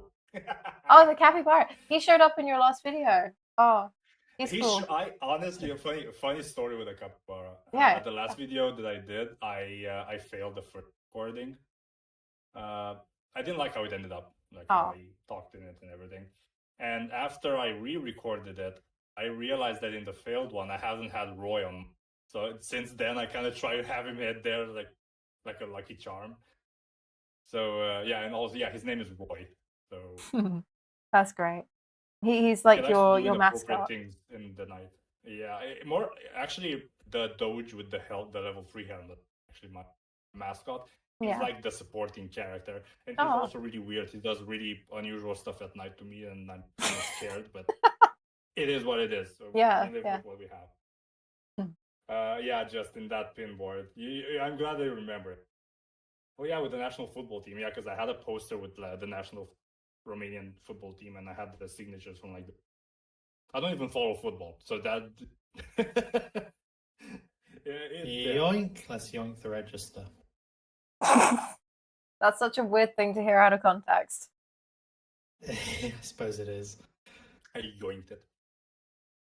Like I yoinked this cola. Warm. Warm cola. No. It's not. I mean, it's whatever. I have it here. Okay, which is worse? This is a nice quick question. A warm fizzy drink or like a cold hot beverage? Oh. Oh gosh, like also, warm. Until I think about it, Mokelme, he does inappropriate things to me, not appropriate things to me. So that's why I'm scared. I feel like touch me at night. Okay, I'm just gonna say that. I feel like a warm cup of a cold cup of tea is just disappointment in a cup, but like a warm fizzy drink is kind of just gross because it's just like, it's no. I think the warm fizzy drink might be worse. I don't know. What do you guys think? I'm thinking, but I think both of them are not the first option I would pick. Oh no, neither of them are ideal. No one wants to drink like cold, tepid coffee or something. Like it's either got to be like hot or it's got to be ice, like deliberately ice cold. I think it also depends on the drink. Because for example, I wouldn't drink. Okay, never mind. I'm changing my mind. Because I want to say you wouldn't drink cold coffee, but at the same time, I did like I'm into like frappes and stuff like that. Well, yeah, I mean, there's iced coffee or there's coffee that has been left and gone cold. So disappointment, basically. Haley says that tepid coffee is heresy, and I'm inclined to agree. I think warm fizzy drink is kind of like I would prefer that mainly because I can leave it like in the freezer for a little bit and it's fine. But like, yeah, I guess I like it when it defizzes a little bit and it's a bit more smooth. afterwards. So I maybe I'm weird with that. I don't know. I mean, Anya says that warm, like room temperature appetizer isn't too bad. It's not too that's not bad. too Like bad. that's fair. Yeah, that's fine. Yeah. I think maybe it's I don't know, either one, it's just more the drink has dependent been on the left too beverage. long. Yeah. But also I Yeah, can't even remember depending on which the way beverage. round this is, but like either Coke or Pepsi was designed to be drunk at room temperature, and the other one was designed to be drunk cold. Depending on like when they were actually invented, one of them was invented before people had home freezers and home fridges. I can't remember which way round though. So well, Coca-Cola started as a yeah. Coca-Cola started with as a cocaine in it, medicine. I'm pretty sure. Hence the name. Yeah. Mountain Dew was started as a mixer for moonshine. that explains the name actually. Because it has such a cool name for something that's so strange. I've never had Mountain Dew, just for the record. Oh, yeah. I just know that it comes in funny kind of colours. gross. That I'm not surprised by. It's like when you want something fizzy to give you sugar, you're happy with it. But when you want a fizzy drink for having a fizzy drink, it's all of a sudden kind of gross. Oh, I will Yeah, avoid. Justin I brought will it up avoid. right now. We have something in Romania. We leave the milk to like rot for a certain point. Rotting like a not exactly rotting, but you just leave it there. Curdle. You drink sour milk. Yeah. Sour milk, yeah. Okay. That's To each their own. I don't like it. I don't like it either. That sounds. Jesus. I don't know. That's so strange I was gonna say, to me, but that is very unusual. I don't know. Yeah, surely, I mean, surely there's some Romania weird is a English dangerous thing place. that we do that's really weird to Romania. But I'm trying to think what that might be. Something weird. Yeah, Weird I from mean, Romania or just no, weird from the UK that we think is weird normal. from the UK that could be weird from Yeah, that would be like weird for us. So. yeah. I'm trying to think. I don't like it, man. I don't like it. I don't know. Like, What the sour milk? Yeah, he says it's so good, especially in the morning with some biscuits. I don't know. If I want biscuits with milk, I'll just get the milk. I don't like the chunks in it. I don't know. Oh, that's grim. That is proper grim. Okay. Right. Malcolm Main, Lord Dalhousie, please no fighting in my chat section. Please don't fight over coffee. Oh, black pudding as a suggestion for weird thing that the UK does. Yeah, that's pretty good. Yeah. I haven't. I know what it is. I haven't tried it. Of course, I haven't. I think I tried it. I think I tried it when I was like 12, and it's just it's just not good. It's certainly interesting. Yeah. It's just really like I don't know how else to describe it. Really, it's like a really dense sausage, but doesn't have a meat flavor or consistency, and you just kind of sat there chewing on it like it's a fucking hockey puck. Okay, whenever you had black pudding, clearly it was not cooked right because you're not meant to have to chew it so much. It could also like that, it's. Yeah, okay. I was going to say, I've only had it once, so I don't exactly have a frame of reference. I just have the scars of my past. You have the frame without the reference. You just have the raw, unfiltered trauma that remains with you. Yeah, I do remember at one point, I think I tried making mac and cheese with like bits of black sausage, black pudding in it actually, and it was like mac and cheese is quite rich anyway. You add black pudding to it, and it's just so stodgy and so fatty, and it kind of just put me off black pudding, and I couldn't like eat mac and cheese for a while without thinking about it. However, I will say mac and cheese with chorizo, good stuff. So like it does work. Oh, okay. Another contender for weird UK thing: deep fried battered Mars bar. Yes, that. So in the UK, so fish and chip shops use. This is like a proper chunk of like culinary history. Yeah.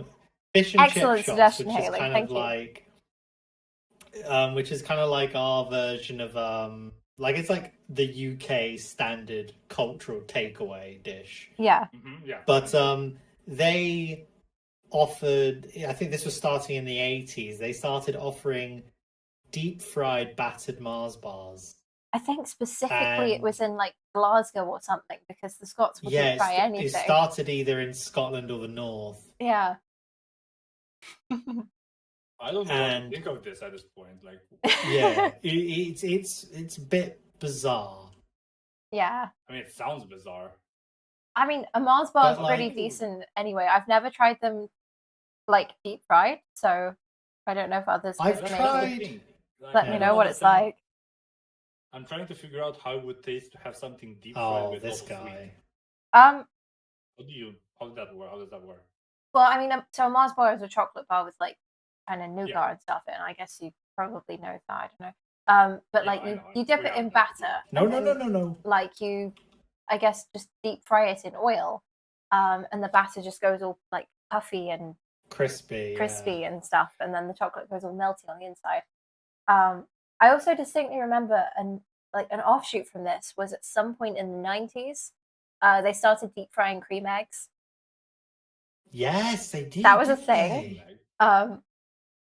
So I guess I could see that one working. The thing, so there's a bar that I went to in Southampton, and they do deep fried Oreos, which I tried. oh, I would be intrigued to try that. Okay. They did them as a dish of 5, and they were nice, but my God, you couldn't get through 5. So that's Like- a sharing platter, I think. There's something about them that just makes them taste so much sweeter, and obviously Oreo is already quite sweet. Yeah.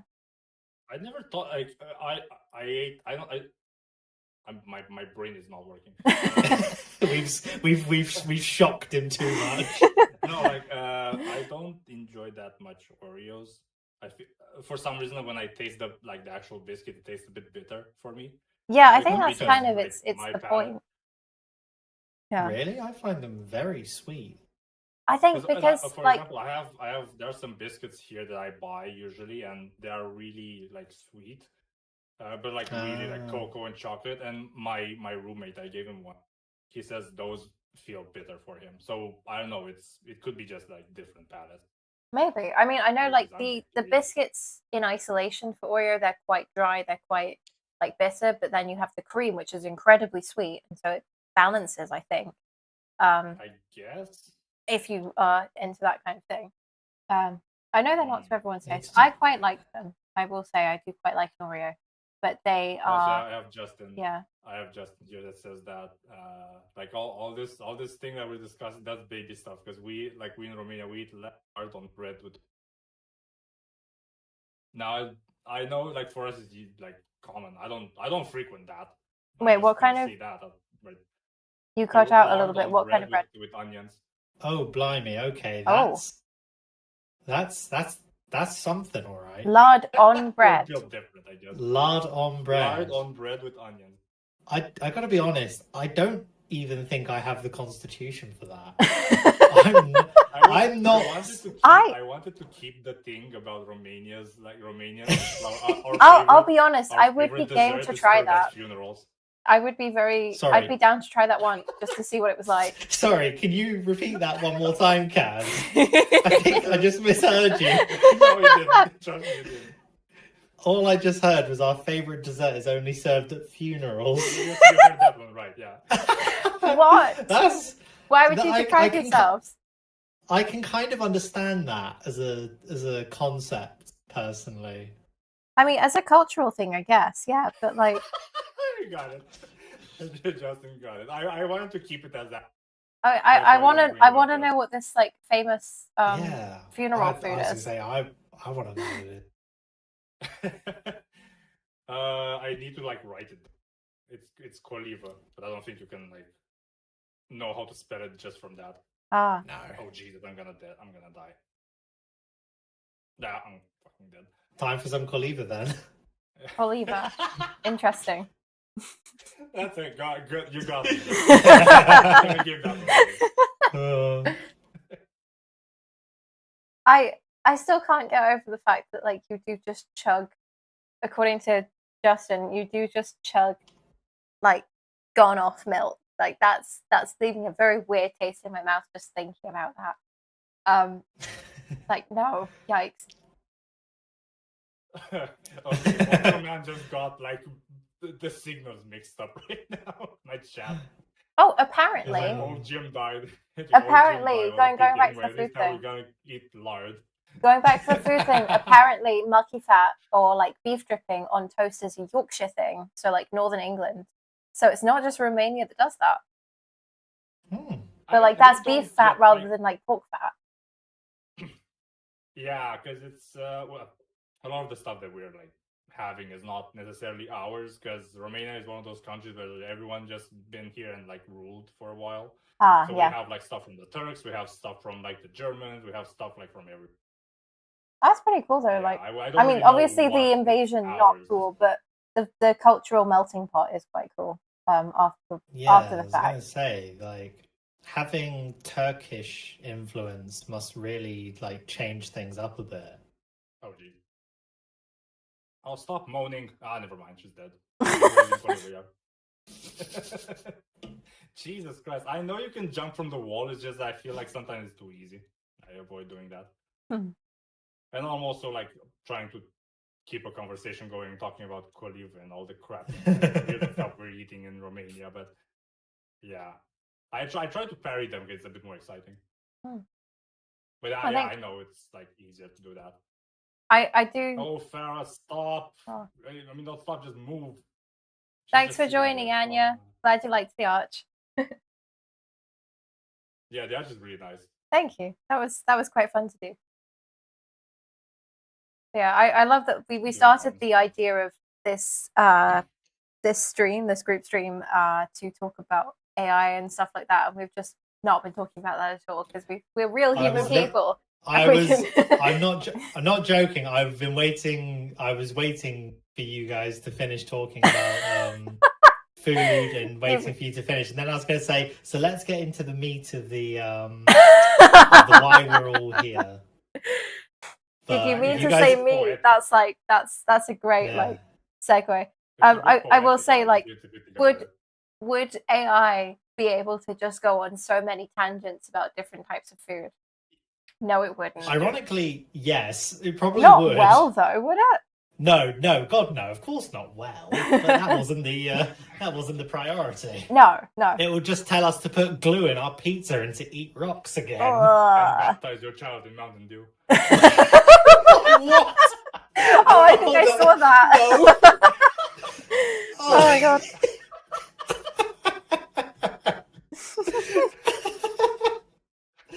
Oh Jesus! So there was like Charlie Moist Critical did a video on that. So like there was like a website where like a church from like the US or somewhere. Probably yeah. It'll be the US. Like they had an AI, so like an AI like an AI priest, Jesus Christ, and like that's some horrendous. Guy like asked him if it's okay to baptize his child in Mountain Dew because he doesn't have like holy water, and he said it's okay. It's fine. Well, if AI Jesus says it's okay, then of course it's okay. I mean, it wasn't Jesus. That's the problem. Sorry, that's such a blasphemous thing to say. Priest, yeah. Oh, baptize your child in soft drinks. So good. So much stuff came from like that era. Yeah. Yeah, that was a shock to me as well when I saw the thumbnail for it. Oh god. No, that is wild. It was just Charlie sitting there. Oh god, I'm trying to wipe my eyes now. I've been laughing so fucking hard. So here's like the poetic thing that I was mentioning. Like can someone with AI do this? No. That we're doing? Like this is genuinely just stupid stuff. No. And I'm all for it. Oh, that's so good. Yeah. Oh god. It's like I don't know why I remember weird short, not YouTube short, just like a clip. and there was like this like this guy was interviewing a girl, or like actually there were like two girls. I can't remember. It doesn't matter. She asked this girl, like tell me like a deep secret of yours, and she's like I dip my Oreos in water, and they put like the reply is because her father never came back with the milk. Oh man! Oh no! That's Brutal. Oh, that's good. Yeah, that is Very clever. Very clever. Oh god, my Oh. health is really low. The Father, the Son, and the Holy Bandwidth. Yeah. Oh, that's so good. I'm really happy. Mokoman is just spiritually here with us in the podcast. Yeah, he just occasionally pops into one of our chats, drops some cursed like logic or some like fake spoiler, and then disappears into the night. What do you mean fake spoiler? Are you telling me that Darth Vader isn't? Oh, Haley, Yes, Dr. Morgan's father. That is Darth a great Vader is, suggestion, in Haley. fact, I have never drawn not John Marston's father. a sailing ship before, but for you, I will try. Haley's given me a suggestion for the next thing to draw, which is a 1600s ship of the line. You're going to have to tell me what that means. I'm sorry. Made or held together with a huge living tree. That sounds so cool. That's incredible. Yeah. Oh, I'm jealous. I love the Now concept. I'm going to see what I can do with that. I need to get your stream back up. That's all specific. Yeah, I want to see that one as well. Okay, well, I'm gonna have to figure out how to draw a ship first. I get the like the tree holding it together. Yeah. But, like the year. That's like the point was like, okay, that's really oddly specific. Like, yeah, very specific. While you two are getting that up, I'm gonna just get the arch back up, I think, for a second for you to see. Give that a second to recenter. Just while I figure out how to draw the ship. Yeah. Why can't I go there? Do you mean like a Dutch one or 1600s ship of the line? Do you want me to drop you a ship of the line image into Discord?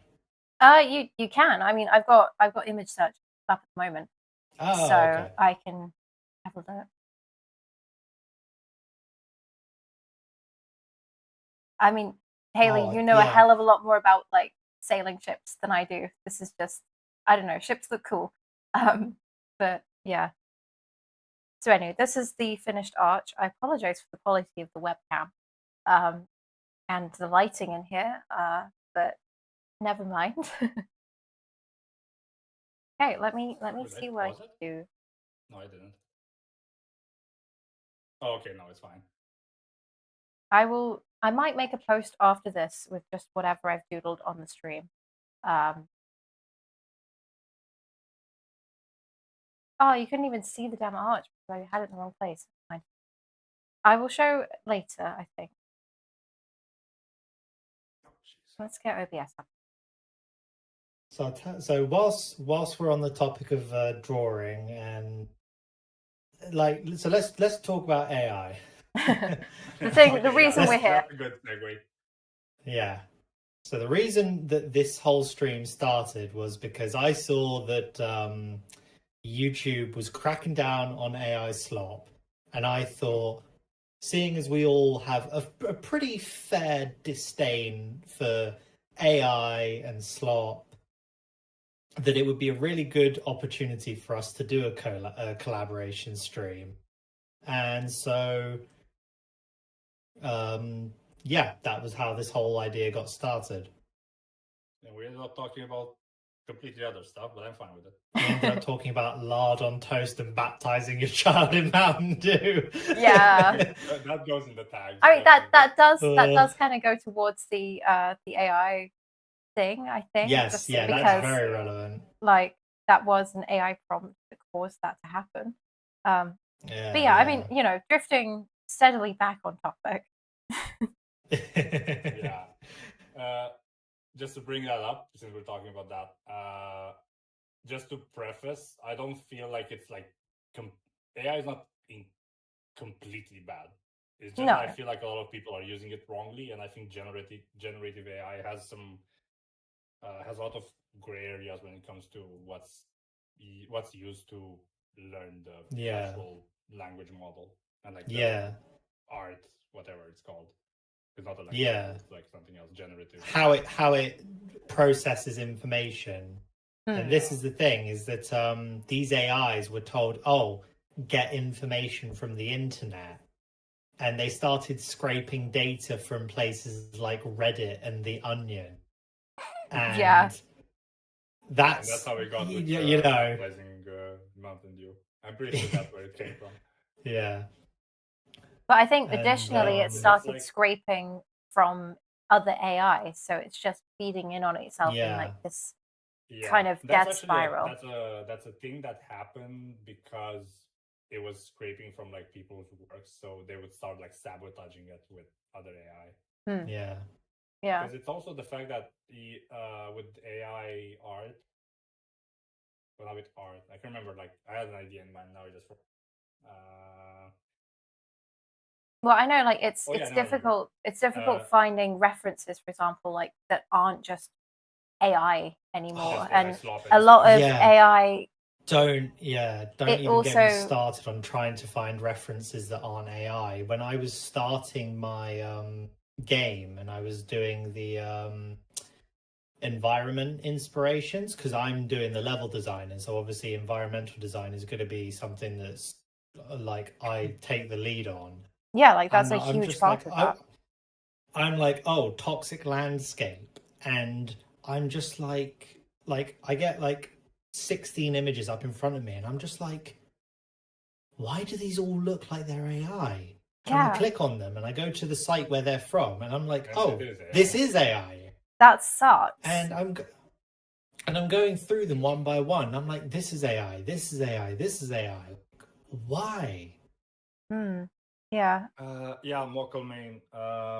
He said, I like the aspect of AI when it gives people a platform to make the idea they have who possess the skills to do it themselves. I agree to an extent, because I feel it's a good idea to use AI to like brainstorm or to make a basic frame of what you're trying to do. But at what point are you actually doing it yourself?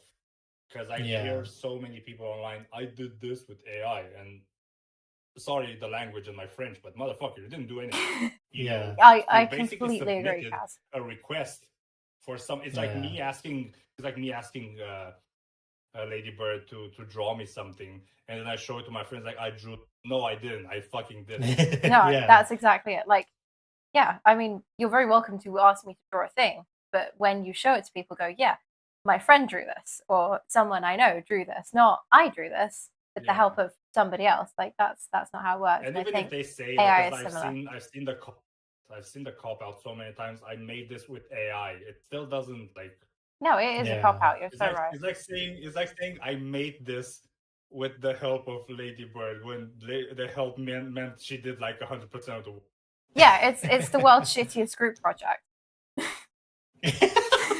Yes, that's what AI is. It has Year 7 group project energy. We've cracked it. We have broken a code, ladies and gentlemen. We got him. We got him.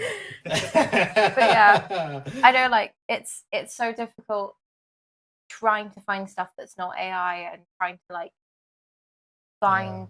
Additionally, like, as an artist, making sure that your own work doesn't get taken is basically impossible as well. Like, how do you safeguard against that? Because they can just scrape whatever you want. I know I've had a lot of like artists that I follow have put disclaimers to say, like, this is made by hand. We make this ourselves. This is not AI generated. I've had musicians that I've followed for years have started having to put on their playlists not AI generated, made by humans, which is just wild, I think. Oh, Haley, yes, the reason for AI being everywhere is the same as why video killed the radio star. Pretty much, but at the same time, I feel, because everyone says that about like art and like Photoshop, and now you can like modify images, and you don't need to like go in and cut film and do like overlays and stuff. But it's still the effort. You still put a lot of effort into it, regardless. It's just a tool. where Yeah. we got to a point now where it's not a tool anymore. It's just Yeah. spitting something, and because you don't know better, you think it's good enough. Yeah. It's That's not. the other But problem. the thing with Photoshop is that, like, if you take a copyright protected image without permission and use it, you can get in a lot of trouble for that. Especially Unless since it's recorded in like the EXIF data, metadata, whatever. Yeah. And this is what I was trying to explain this to someone I was talking to, because they were very apathetic to the whole copyright issue. And I said, imagine if you like worked on a book, right? And you put like years into this, and then someone takes that book, rips the cover off, and puts their own cover on it. That would be illegal under copyright law. You'd go to prison for decades for that.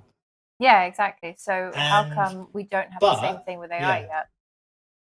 But if they did the exact same thing, but with an AI algorithm, that's legal. Yeah. Also another bullshit thing, because they were like, there was this like thing where they were discussing like the AI model spokespersons or whatever. They wanted to make an excuse for copyright for AI. So basically, if I take something that's not mine, it's piracy and I'm going to jail. But if a company does it, no, it's to learn, it's to teach the AI and like, fuck off. Yeah, that's exactly. It's one rule for us and another rule for like corporations, I guess. Yeah, not ideal. Haley, I'm so sorry. I don't know whether I'm going to be able to fit a tree along with the ship. I've never drawn a ship before, so the ship might have to, the tree might have to wait till the next page. Or you can make just the branch that's holding it, just to give the idea. That is a really good idea, actually. Yeah. I was gonna say, to adapt it, if it needs to fit on one page, is that you could have the ship be like battle damaged, and have like the tree growing into the like damaged location. That's holding it together. Concept. Yeah. Okay, let me finish drawing the ship first, and then I'm going to start like messing with it. That's great. And another, speaking of arguments that people make in defense of AI, the one that really grinds my gears, like more than all the rest, is not the companies, but the AI shill who are like, who say, "Oh, this is democratizing art." Fuck off. Wow. Yeah, that is one I have genuinely heard, and I see it quite a bit. I can't wait for them to democratize his job. I swear to God, I can't wait for it. But and someone explained to them that it's not democratization, it's monopolization. Yeah, it's the opposite. If that company decides to cut off your access to their model that you're using, you're fucked. Yeah. There is absolutely nothing you can do about that. And if like a handful of big tech companies have successfully pushed every kind of artist into financial obscurity, then that's a monopoly. They've got a hold on the market. So goodbye going on Fiverr and getting someone to draw your D&D characters or to create your logo for you.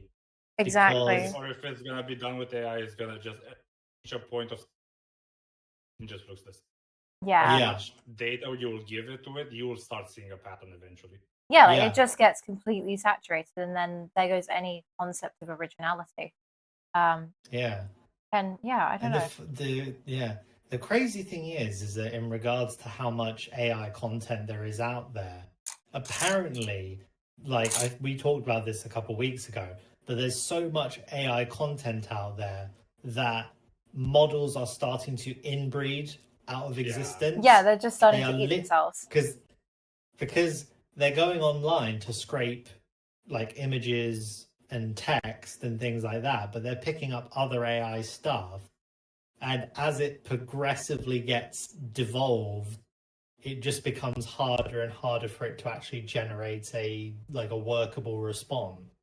Yeah. I've seen people that like there are tools now that will just like sabotage, like add some sort of like overlay to your image that's like barely noticeable for anyone, but when the AI scans it, it just like messes with it. Yeah, the one I'm planning to start implementing into my videos is Nightshade, which is actually an offensive tool.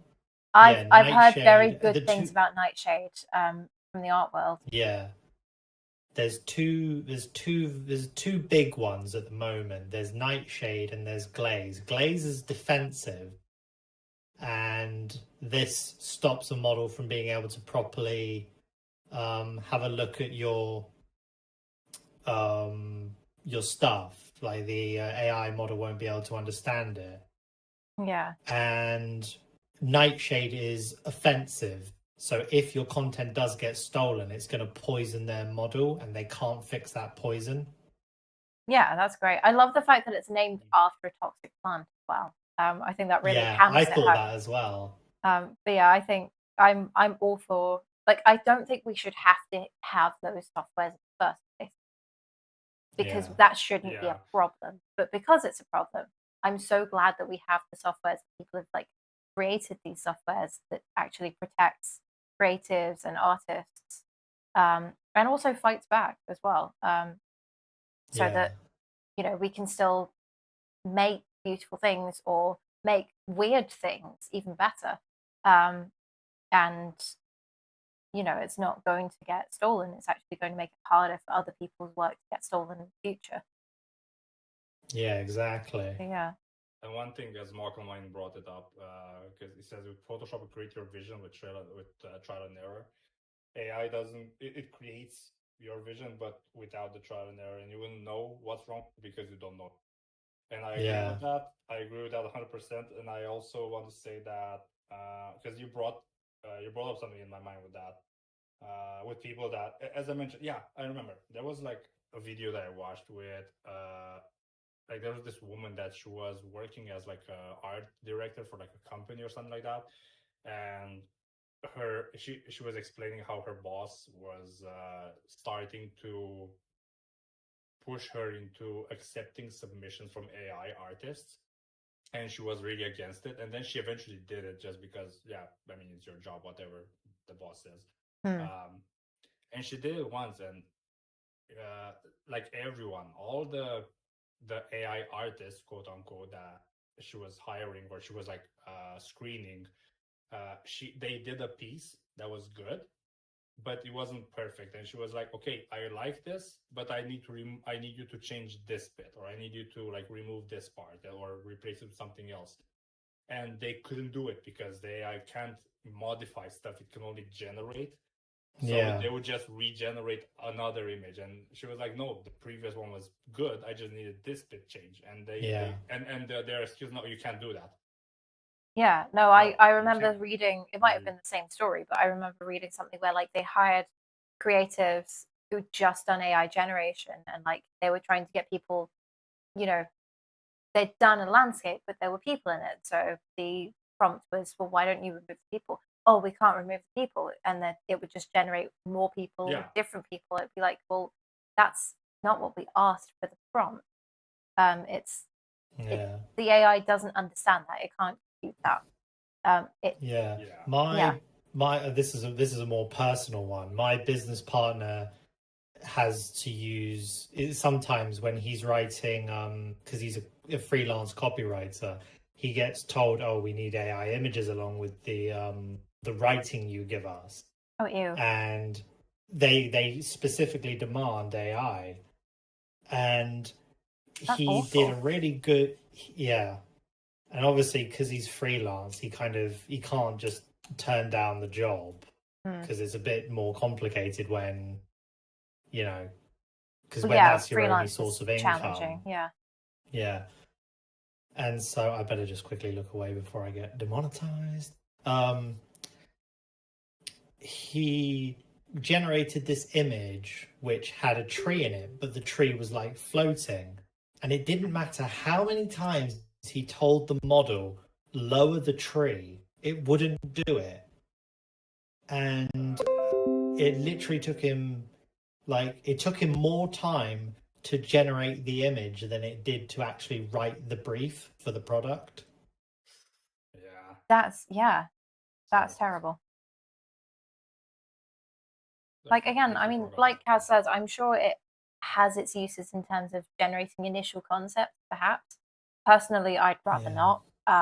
Like, I have a perfectly same. serviceable imagination and I intend to use Yeah, it. it's the same because, for example, if it's your livelihood, I could understand maybe trying to like lighten your like workload a little bit. Yeah, and like, I know I don't yeah. agree with it entirely, but I can see where it's coming from, especially since the end result is nothing to do with the original prompt that was given. Like it's a completely different image after. And that's what I'm basically talking about. It's basically people that artists. There was like one, Yume, the one that she does like a lot of like a very dystopian future style, but like a lot very colorful and very lively.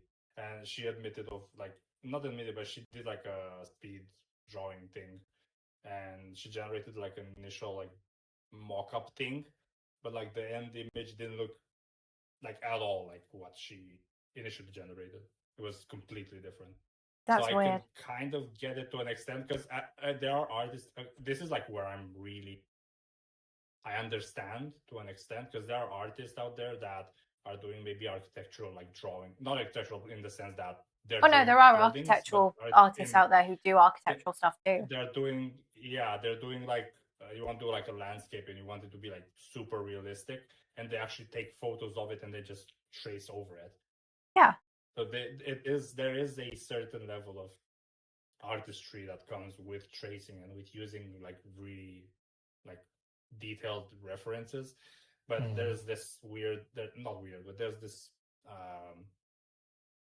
discrepancy between what people think it's a reference and people that are just generating stuff and just saying that I made that. It's a completely different world at that point. Yeah, I mean, there's a difference between a reference and just wholesale copying something. So, for example, like, I mean, what I'm drawing right now, I had an image of, I think, an English galley up on my screen, and I was drawing a reference from that. This isn't exactly what that drawing looks like, mostly because I might have miscounted the number of sails or something like that. So there's human error in it. And then I've got another image up now of, I think, a coastal redwood, which I'm just using to see what the branches might look like, you know, and how I could have the ship sort of sat in some branches. But again, I'm not copying the tree. So that's how references work. Whereas, like, you know, if I'm directly tracing a tree and then going, yes, I made this tree up in my brain, that's copying. That's not ideal. You want to avoid that, really. So yeah. No, I don't know. Yeah, I guess you can make like an excuse about that as well. If maybe you're the one that took the picture or something like that, and you're tracing over your own like thing, but yeah, again, that's fine. But like you're the one who made the reference in the first place, really, so you can do what you want with it. Exactly. Yeah, exactly. It's where you're drawing the line between I'm using someone else's work, generated or not, and what's actually made by me from the get. Exactly. And I've been spinning around this for like the last 20 minutes now. I can't believe I forgot how to pass this bit. Yeah. The thing is that like I wouldn't use AI to generate reference images purely because for me, particularly with image generation, there's a lot of stolen content already floating around in these systems. Issue.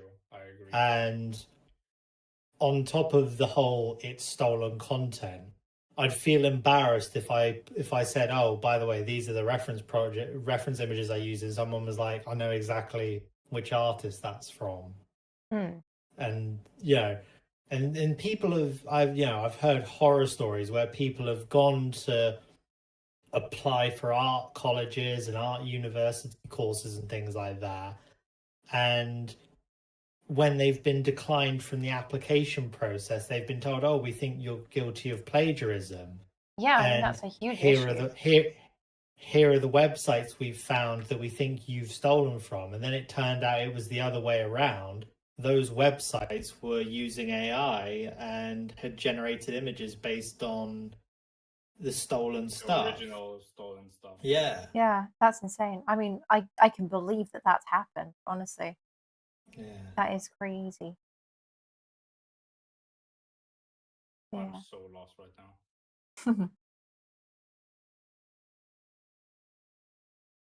I don't want to start looking for a playthrough for this. I'm just gonna keep keeping the conversation.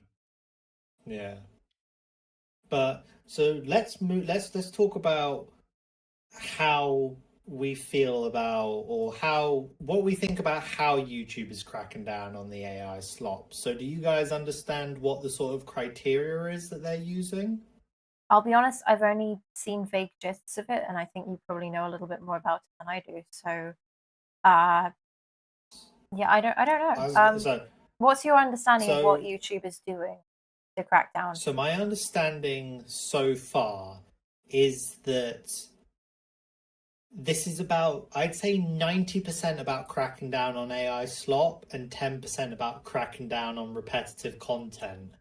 But from the language they've used, it is very clear that the channels that they are targeting are these bot channels where somebody feeds like ChatGPT or DeepSeek into an AI channel, and then that channel will just put out content repeatedly with, you know, those Minecraft jumping videos while someone reads a Reddit story. Oh god, those, or those Subway Surfer stories, or those, you know, 5-minute crafts while someone talks about something on the side, you know, those sorts of things. Yeah. 5-minute crafts is also fake, so yeah, that's 5-minute crafts has been bullshit from the beginning. Yeah. But it just yeah, that makes sense. I mean, I stumbled across a channel, I think literally like a couple days ago, which at first glance it looks like it's an art channel. It talks about like Rembrandt, it talks about how to do a sketchbook and things like that. And then you notice that all the videos are 1 minute and 30 seconds long. All the thumbnails have this like benignly smiling woman who looks like just ambiguous enough that you're not quite sure whether she's real or not. And like all of them have been uploaded within like minutes of each other, and there are thousands and thousands of videos, and there are like 0 views on any of them. And I feel like that's also like a cracking down on because bandwidth and storage isn't free. Yeah. So no, exactly. But like I was shocked when I saw it. Google has like a massive storage, but at the same time, even they realize this goes out of hand. YouTube is gonna die. Yeah. And this is the thing, is that like places like Twitter and Facebook are turning a blind eye to AI interfering. Oh, not only that, I think Facebook at the very least is like actively encouraging it. And which is Twitter's awful. got its little grok problem. We should call it. Have you seen that Grog is like a goth anime girlfriend now? No. Seriously? I've seen the Mecha Hitler stuff. Oh wow! I didn't I am nowhere anywhere near as deep into internet lore as you two. I had no idea about that. Basically, I'm not going to talk too much about it because it will get these videos or streams flagged. But let's just say Grok went a little bit fucking crazy and leave it at that. Yikes. I'll do some research after the stream and figure out. Just Google Grok Mecha Hitler and you will not be disappointed. You'll be scared, but you won't be disappointed. I imagine so, yeah. But I'm gonna put it in general. This is like the I like her though. I can't deny that. I don't think it's AI though from the get go. I think someone actually But anyway, so 3D or something. But anyway, let me get to that. So back into how it is that YouTube is cracking down on AI stuff. From what I understand and from how it's been described, they're using something of a checkbox system. Mm-hmm. And so if your video has a certain degree of ticked boxes, it gets flagged as repetitive content and high risk of AI or over AI usage. Hmm. And so the first one is no face and no avatar. So Kaz is obviously safe because he shows his face. You're safe because you're like showing your arms as you paint. Yeah. And I'm safe because although I don't often have my little audio synthesizer avatar in play, I do have it enough that it can be seen as a frequent thing. So Well, I think yours is like, I don't think it's necessarily going to impact a lot of faces channels. I think it's going to impact faces channels that use like blatantly use like AI voices, and the content itself is also AI generated. The stories AI generated, the images. Yeah, and it's clearly that this is not a channel that's managed by some channel like automated or something. And that was the next thing I was going to get into. If it's just an AI voice, that's another tick in the system. I think it's if more than 90% of the actual video footage is AI generated, that's another tick in the system. Oof. And then what was the fourth one, which kind of links into the third, is are you using those kind of Subway Surfer, 5-minute craft, Minecraft parkour videos that are seen everywhere? Those are all getting they're flagged. the brain rot, basically. Yeah. And what was the last one? There was a fifth one.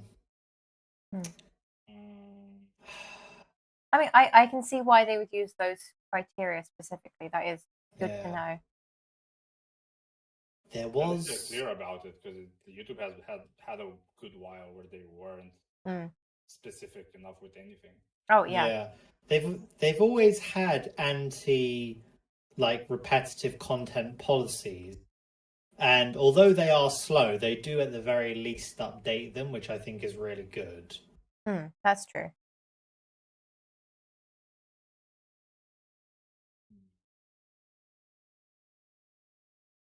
So yeah, that's the mechanisms they're going for to target these kind of, repetitive content creators. Oh, I can't wait to see new YouTubers on Reddit just. Oh god, yeah. Because I feel like there are a lot of genuine people who actually like help and I see them, like you can see their frustration in the comments because there are a lot of them that are just answering the same stupid questions every time because people can't be bothered. Do a bit of research, and especially those are ironically those are exactly the type of people that end up saying how they're not gonna use the voice or they don't have the skill, like all the excuses. Yeah, like the classic ones. And it's such a stupid thing because I reached a point where I really want to like asshole and just say, because there are people like, what's the best free editing software? This has been asked so many times. Oh yeah. And it's really hard to look up like free editing software and just take them one by one and just check out some videos of them or something like that. Yeah, I think people do forget the art of just doing a bit of research. Oh yeah, Justin just commented one. There's always the fake child in a war image with people commenting amen on the comments. Yeah. That's Facebook material right there. Yeah, that is. I fucking detest when people use Gen AI for that kind of stuff, when it's like disabled veterans in poverty and or even worse, they were like the scenes with like buildings collapsing and stuff, and people would say that like they're from the Ukraine war. Yeah. Oh, fucking hell. I mean, that's even worse than back when they were showing armor footage. That one was convincing. Oh god. I mean, we've had deepfakes for like years now, but it has definitely become worse with AI. I'll tell you Thank you, what Haley, though, by the that way. is That, speaking of deepfakes, that is one good thing that has come out of all this AI stuff, is that it actually led to a group of I think it was physicists of all people finding a way to spot deepfakes. And it was Okay. using the same algorithm that they used to render the first black hole, Oh wow. where Oh. they put the deepfakes into this algorithm. Or you were And gonna say put in the black hole. Where they belong. I mean, honestly, cutting out the middleman there. But they would put the deepfake or the suspected deepfake into this algorithm, and it would zoom in like a crazy amount without losing quality. To see like the weird like distortions and stuff. Oh, that's And cool. the thing that they spotted in this first photo of a deepfake was that the reflection of the light on his eyes was ever so slightly in two different places. Oh So man. in Okay, one eye wow. it was like where the actual light source in the photo was, and then on the left eye it was ever So, so like, some slightly weird, yeah, it was ever so slightly off to the side, but there's no way you would have seen it from its default zoom. And That's so yeah, smart. there has been some positives to come out of it. Yeah, Why? but I think that's a response to what's happening instead of like Yeah. an actual progression. I think the biggest thing with AI that's been, because to be fair, let's I'm gonna put like the one defense of it, but not generative AI. That's like I'm talking about like language models. Hmm. It's been such a, I think it's actually no, I think it's encumbering like image detection and everything like that. I was doing a lot of research lately on the original Lex because I need to fix a couple of them, and I didn't know exactly what capacitors I need to do. I researched them, so I kind of knew which one of them are. But I started playing around with like ChatGPT and like taking photos and uploading it to it to see like, hey, I have this board. Can you tell me like what is what and like what goes where and stuff? And it could actually tell me like, hey, those capacitors are the ones that are like going on the GPU. Here I can show you like the tech graph and stuff. So I think there is some good into that, especially for search engines, since now Google is using AI anyway for like their stupid like Gemini or whatever it's called. But it's so dumb. Like the search that just doesn't work anymore. So at this point, I think I reached a point where if I look up stuff on Google and because I know how to research stuff, I get a good result. But searching it in ChatGPT gives me more or less the same result, and even sometimes even better because you can also like give me alternatives. So I think there are suppose there's some merits to it. points that it's like a good, to an extent, a good thing, but I think the over the lines of people that are just dumb. Because Yeah. I've seen the video. There was a news before we started today that actually Asmongold did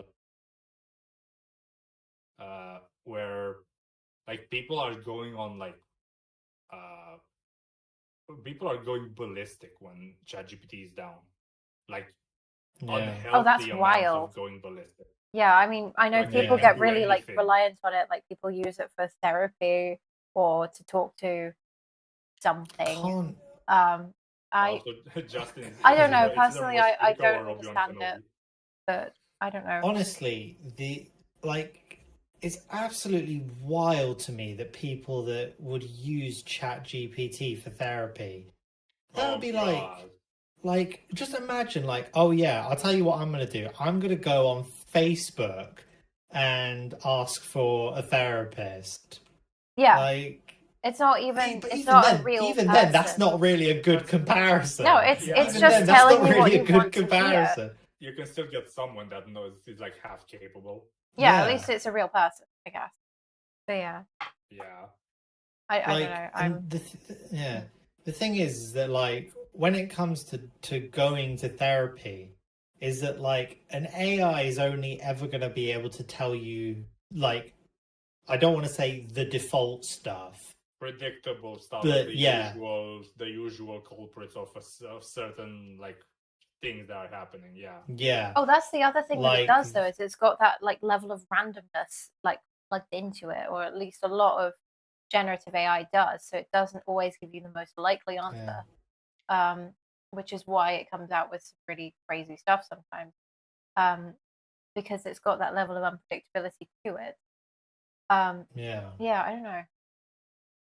I'll be honest. It was not until very recently that I understood that ChatGPT was an actual app. I had no idea where people got it from because I'd never looked to see if that was something I wanted to try doing. I'm aware that when it comes to technology, I can be a little bit of a Luddite sometimes. Like I put my hands up. I am a bit of a skeptic when it comes to new tech. I am doing my best not to be, but that's my current status. But yeah, I don't know. My friend was trying to show me how my friend was trying to show me how ChatGPT worked, and I was just like, but I could just do this myself. I could just search this up myself. I could just write these things myself. So I don't know. Yeah. I'm a little skeptic. This is like, I feel like I'm with Kaz, cautiously aware. What was it you said, Kaz? Like, I said cautiously aware, but I think I want to say cautiously optimistic. Yeah, I get you.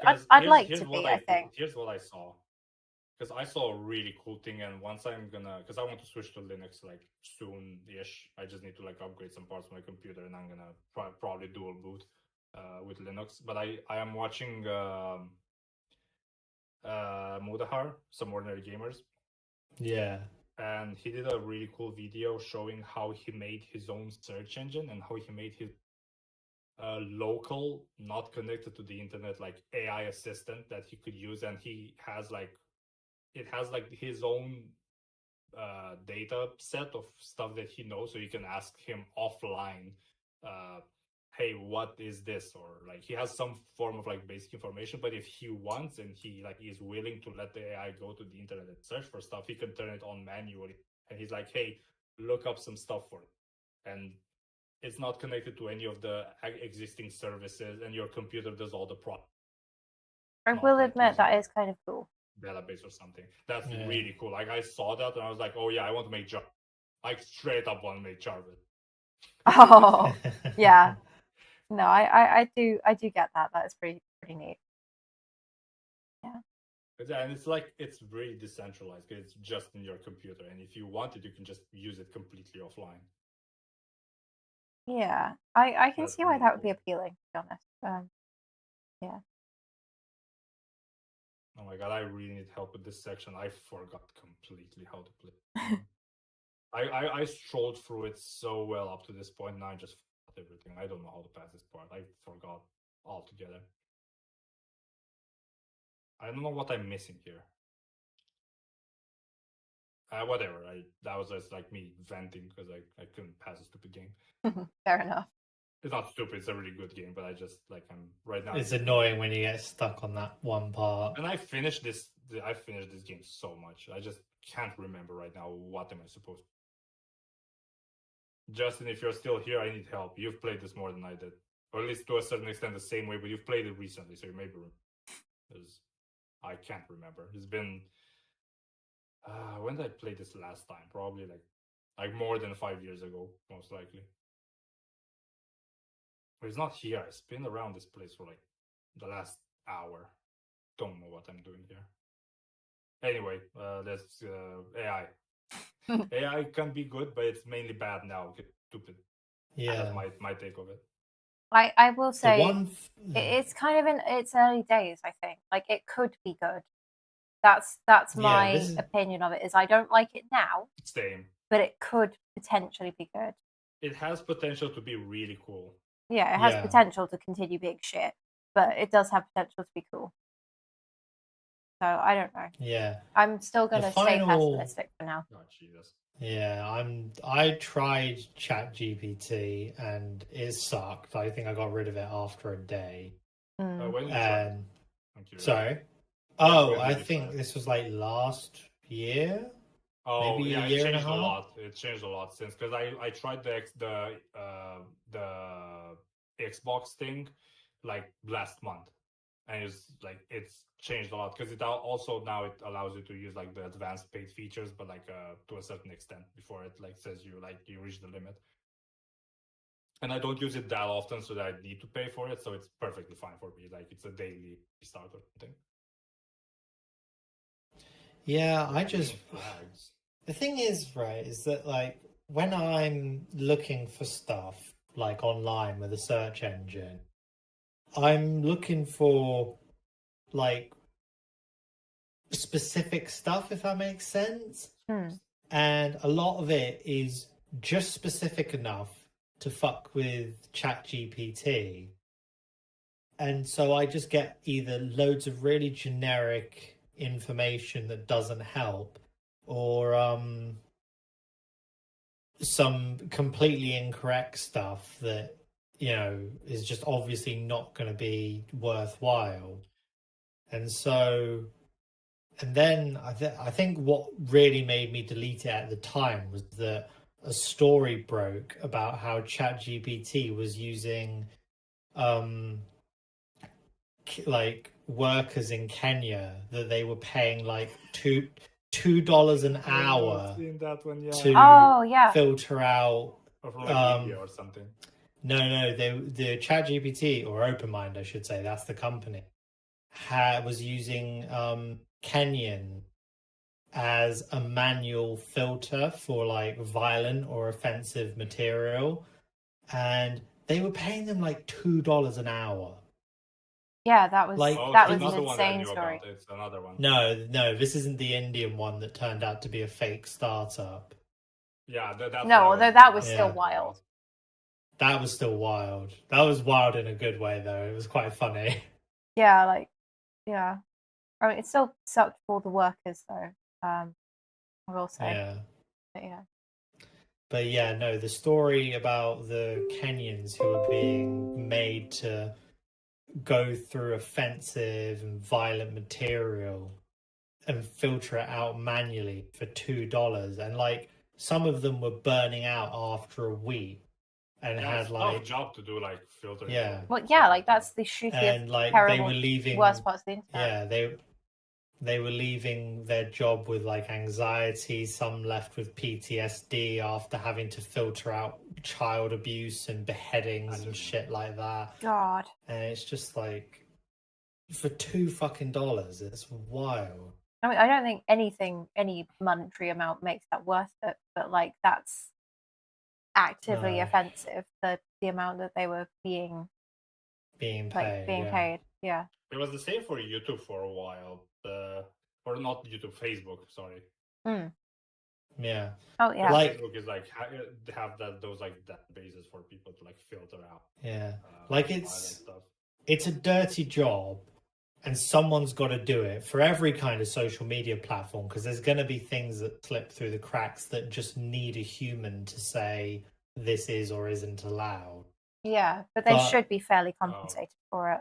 You got to have them. Yeah, you got to have them be fairly compensated, and you've also got to, you know, try to protect them from what that stuff is going to do to them, or if not protect them, at the very least give them the mechanisms to recover from it. Yeah, like the least they can do is pay for therapy. Yeah. Oh yeah, definitely. Oh, also by the way, yeah, the game was bugged. That's why I couldn't pass. Oh I no. killed myself anyway. Oh no. Well, it's fine. I passed it. It's fine. We can eat Coliva later. Yeah, we got to get that Coliva out. All right, let's go. Okay. You know what, I think I'm actually surprising myself with how this one's coming out. This is actually really cool. Incredible. What? Oh yeah. Let me check. Oh yeah, that's really cool. Thanks, guys. Yeah, that's what I was referring. You can make it like work with the tree without having to actually do the entire tree. Yeah, exactly. It's my favorite kind of art is making impressions of things. Like, it doesn't have to be perfect. It doesn't have to be accurate. I like the challenge of because I tried it like when I was actively drawing. That challenge where you just have like you think of like the randomest stuff, like a like a dog riding a motorcycle in Kenya or something. I just come up with that, and then you just draw that. Yeah. Yeah. I've been thinking of doing a sort of similar thing for either a YouTube video or a live stream style where I start the stream or the video and I say, oh, give me ideas, and I've got X amount of time to try and turn them into at least a passable short story. Oh, that's cool. I would love to see that. Oh, for stories, yeah, okay. Yeah. Because I thought it was gonna be like ideas for videos. No. I think the thing with videos is that I need a fair amount of time to think of them in the comfort of my own mind. Yeah. Not with a dozen people watching me fuck it up. Yeah. But no, that sounds like genuinely very cool. I'm honestly thinking it'd be quite nice to just do like sketch streams like this every so often for people to just That's pitch in and cool. go like, oh, draw this, draw that. So yeah, even better if I get the company, because it's been really enjoyable doing like my first stream with you guys. So yeah. Yeah, I really enjoyed this as well. It certainly makes it easier rather than having to talk to yourself. Or, like, Yeah. Yourself in inverted commas. I mean, if you get Mocklemane to like drop in your chat. Oh yeah, then you're golden. But like it still feels a little one-sided. Tactical trolling. Yeah. But yeah, anyway, Haley, this one's for you.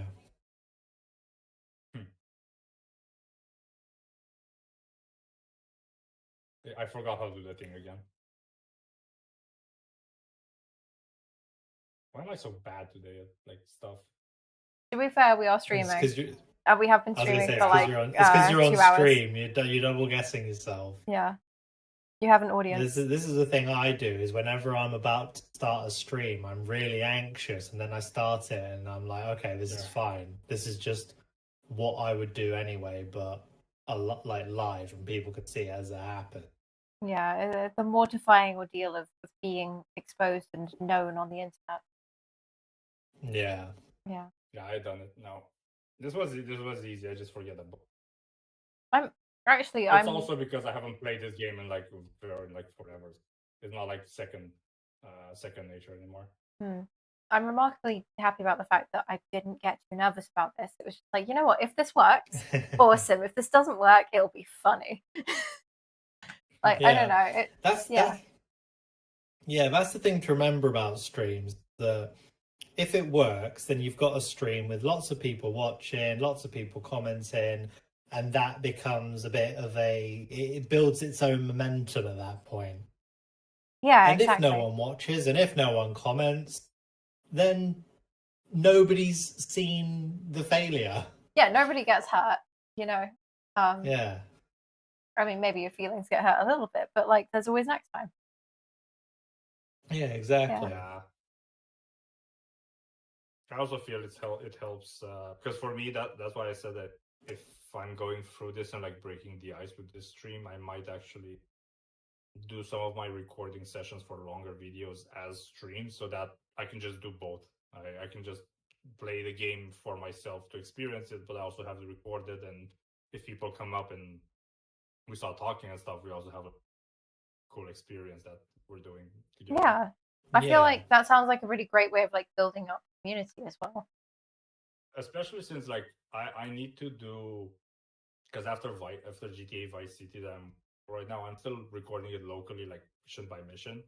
But for San Andreas, GTA 4, massive games, I won't be able to do it mission by mission. It's gonna take, and it's better to just leave all the flaws in the video and just like reload the game or whatever it's gonna. If it's, I don't need to like save it immediately. I can just download it later from YouTube. So there's like that aspect that is gonna lighten my load. Yeah, that does sound sensible.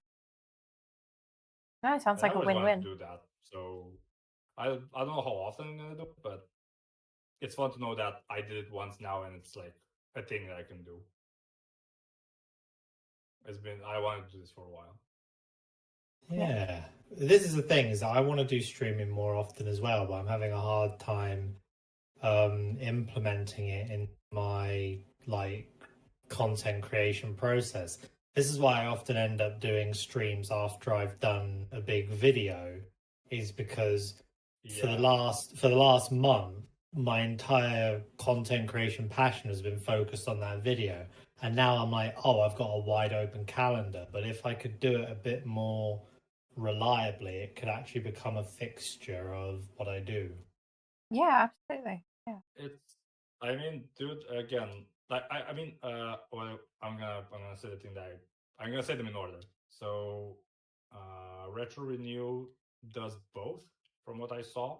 So he plays the game that he's working on stream video, but he also will play it like if he didn't finish it, or he's gonna do like another final run, and he's gonna do it afterward, because the video is also fresh, and there might be, I was one of them, there might be people that saw the video, discovered him that game that he was like doing a video on, and they see a stream from him playing the exact same game, doubling down.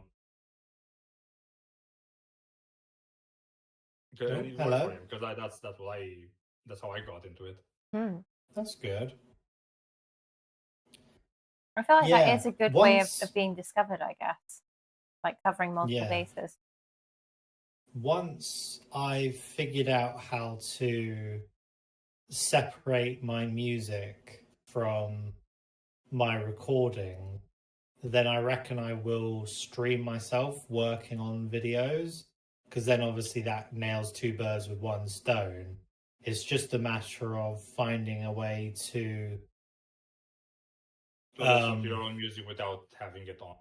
Yeah, to have to have the music on the stream but not on the recording. I don't think you can.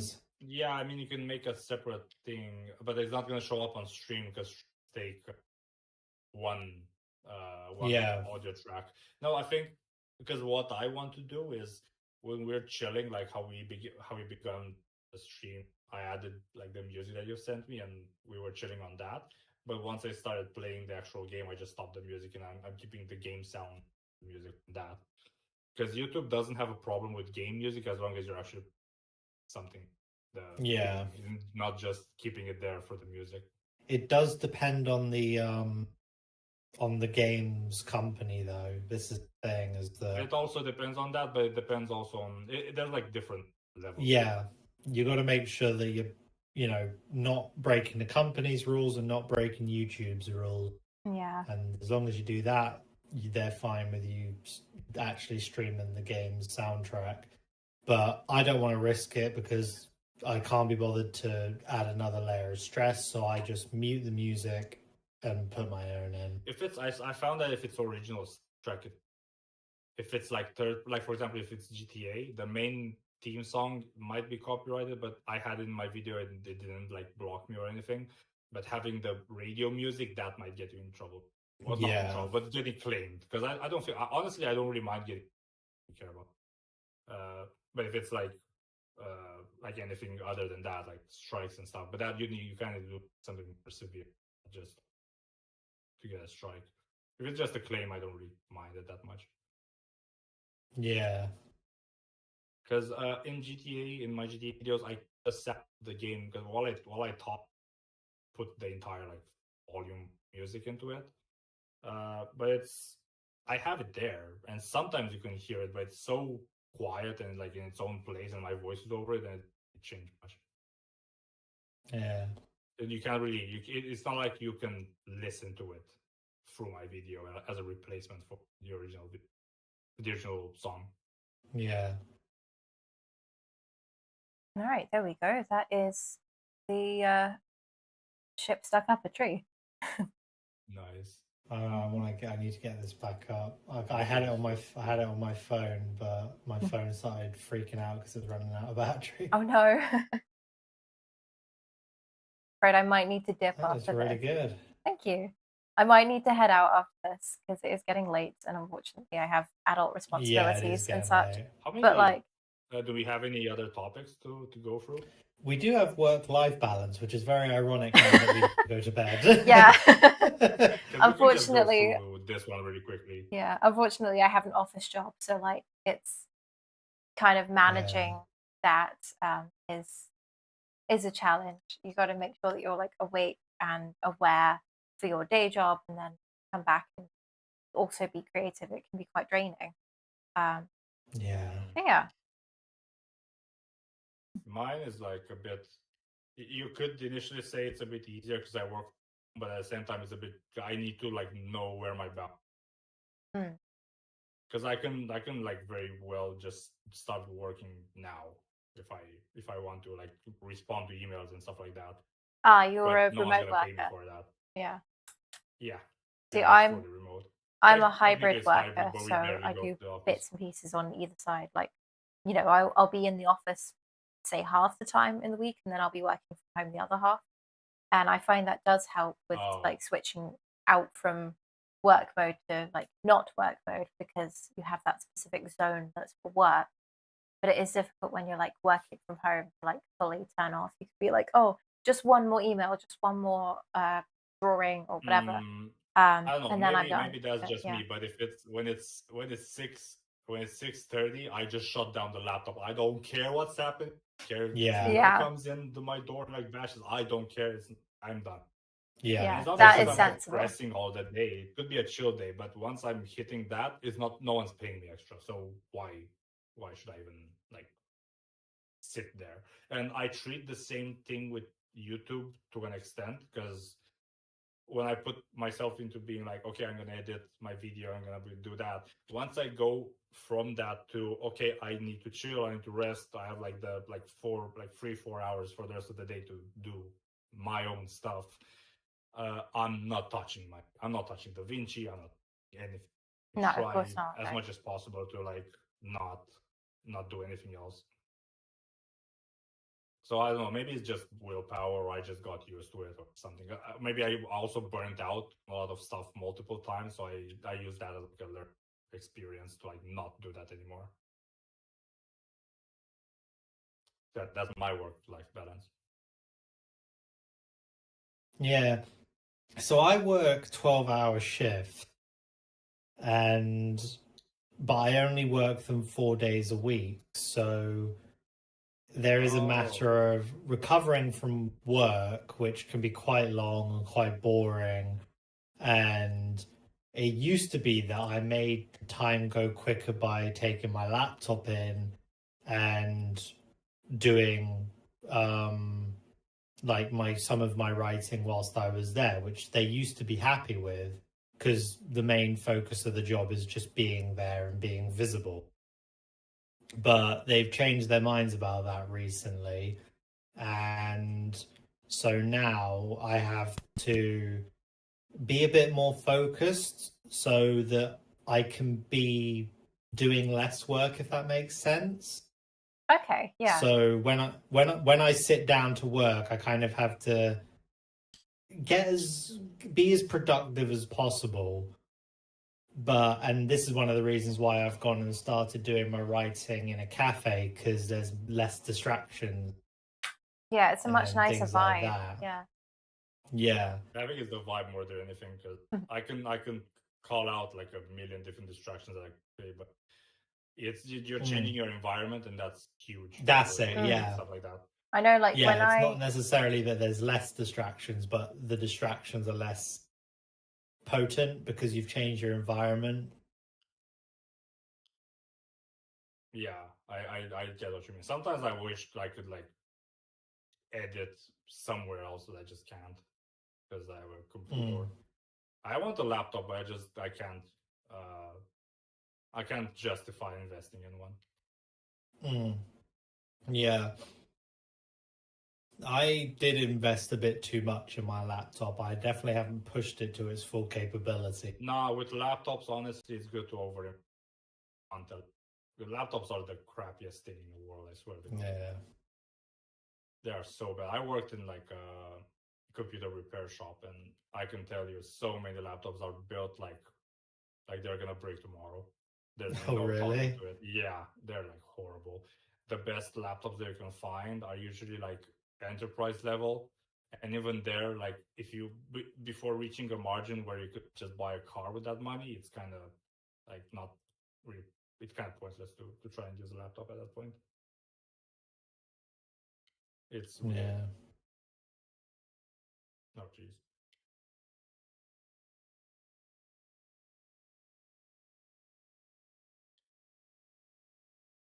Yeah, that's like a thing. It's really.